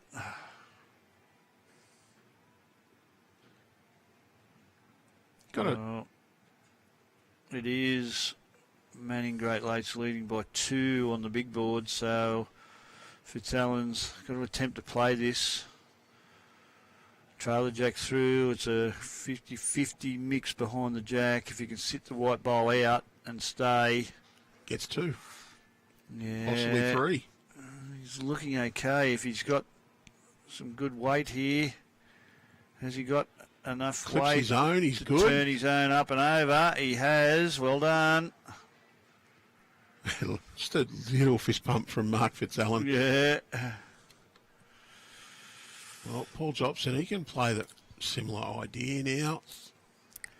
Gets a little squeeze of that jack across. He could make a couple. Yes. Come in here. Jack to here's 2. Sits that bowl clean. That one's Peter Schroeder's. That one is Ray's. Oh, can't tell what that one. I think that one might be Ray's as well. Here we go. Jopson, last bowl of the match on this rink. He's too high. Well, it's quick. And they're going to drop a shot. 1 to Midwest. The players will shake hands. And it's Fitzalan winning 19-12 over Paul Jopson. That gets Midwest back to within 1 on the big board. And both other rinks are on their last end. And they will be finished rather quickly as well. So we've moved the cameras, pointed them across to the Darryl Webster versus Kevin Beattie rink. And it's Manning on the mat. Okay, if I go back a page. That's the Manning Bowl coming into view. Manning Great Lakes, the two blues, that's Peter Armstrong just delivered. So if we're going as per the team, Darryl Webster's team, a couple of rounds ago, the white Optimas, Johnny Beach, Hyams, he's got it. Chippo knows that Hyams Beach has the whitest sand. The two blues are Peter Armstrong, Stephen Pell has a blue SRV, and Darryl Webster's got the patriotic green and gold. There's is Stephen Pell on the mat now. I have my notes from previous games. Yes, right. I might just grab camera 2 and just zoom that out a fraction. Well, Pell's left that one a little bit short. And you can see the bowls next door, on that rink next door as well. That's the other rink, and from memory, that black and white bowl that I just viewed close to the jack there, you can see right of screen. I'm sure that black and white bowl was a nuisance to us yesterday in the quarterfinals, so I believe that would be a Manning shot, holding shot there. Are they going to declare it? I think the third's going up to talk to Steve Harris. Oh no, he can't declare it because Midwest has still got a bowl to go. Yes. So Stephen Pell on his way in. I think Manning holding one shot on this rink. With the white. Yeah. Although our camera angle's not very good to tell. Yeah, it certainly looks it. Steve Harris has been down to have a look. I'm sure that the black and white bowl looks like resting almost up against the jack, is a Manning bowl. And Harris has been told to stay away and cover somewhere. They are in front by one on the masterboard. So you see they've been called down here. This would be to wait and see what happens on the rink next door for sure. Now, to discuss what shot to play. Yes, sorry. Yes, sorry. Careful. Sorry, Andrew. Yes, just going to have a chat about what shot to play. Just assessing their tactics. And I had a look now. Oh, what's Harris done here? I think he's missed. I don't know. I can't see the jack anymore. He's taken the hat off. What has he done? Well, we can't see the jack. All the players are in the way there. Can't see what's happened here.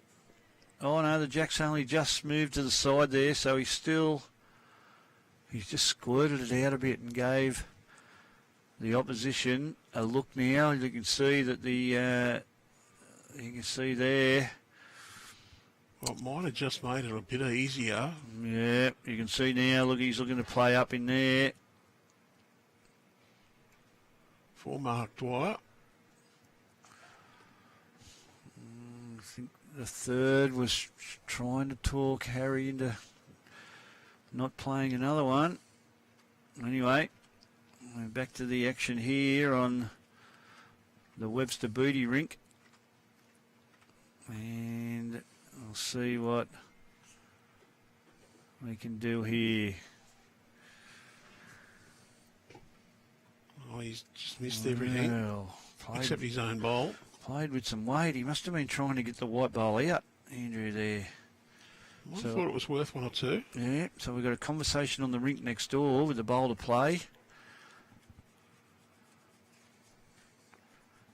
They'll have to play it. I don't think they can have a conversation long enough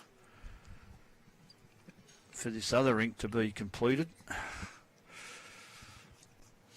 Probably shouldn't. No, they probably shouldn't.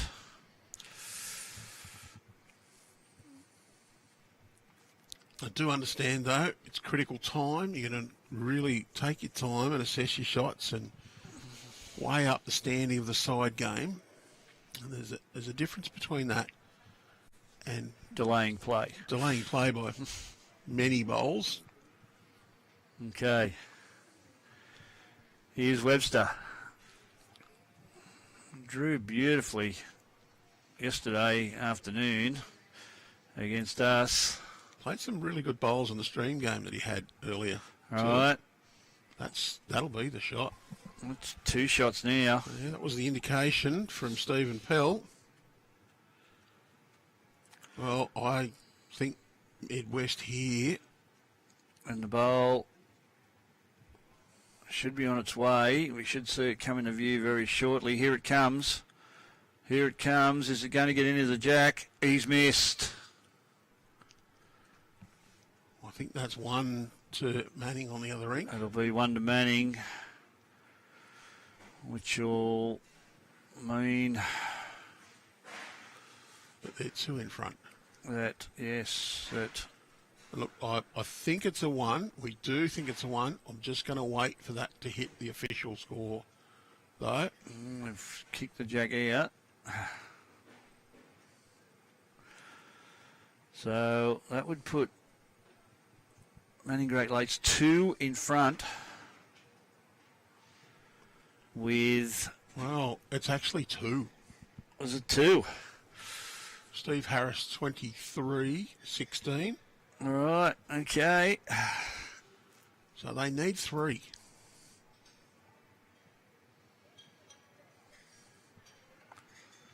So he's got to play an absolute bomb here. 2 down, he's got to make 3. So he needs jack or he needs to hit the bowl. Now he's facing troubles. But I think that Darryl Webster has to draw best back under the rink number. Right. No, that's not the call. That Draw another. bowl is the one that came in just then. That bowl is Midwest. Yeah. If he gets that jack through to here, that's 3 and game. And I think Stephen Pell might have just realised that as well. Okay. Yeah, he's got his toe up against it.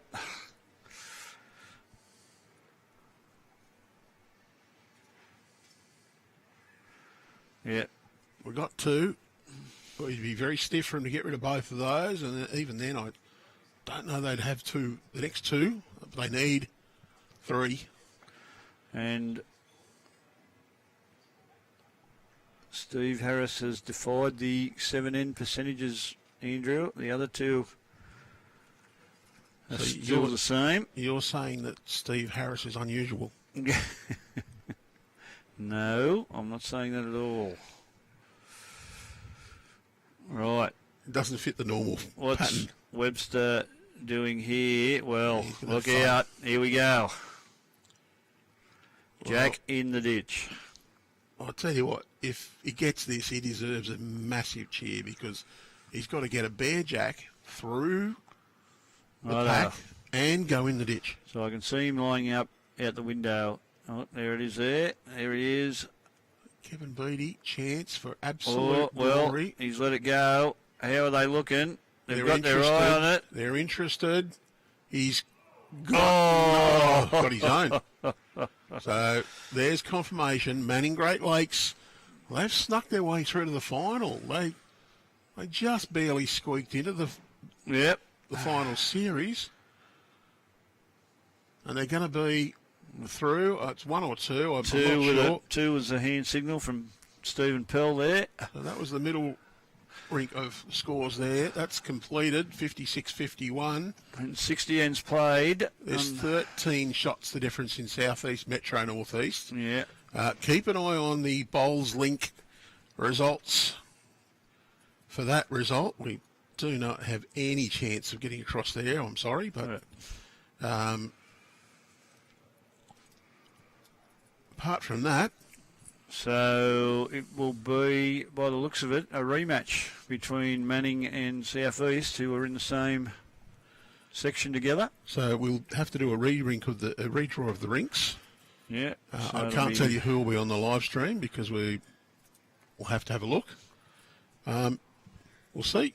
But again, it's 12:42 now. That other game, probably about 1:30, 1:45. We'll be back live. We may have the golden tonsils of Warren Shipley on board again. We might get Nick Hind in, I'm not sure. But I look forward to your company then. And until then, it's goodbye for now.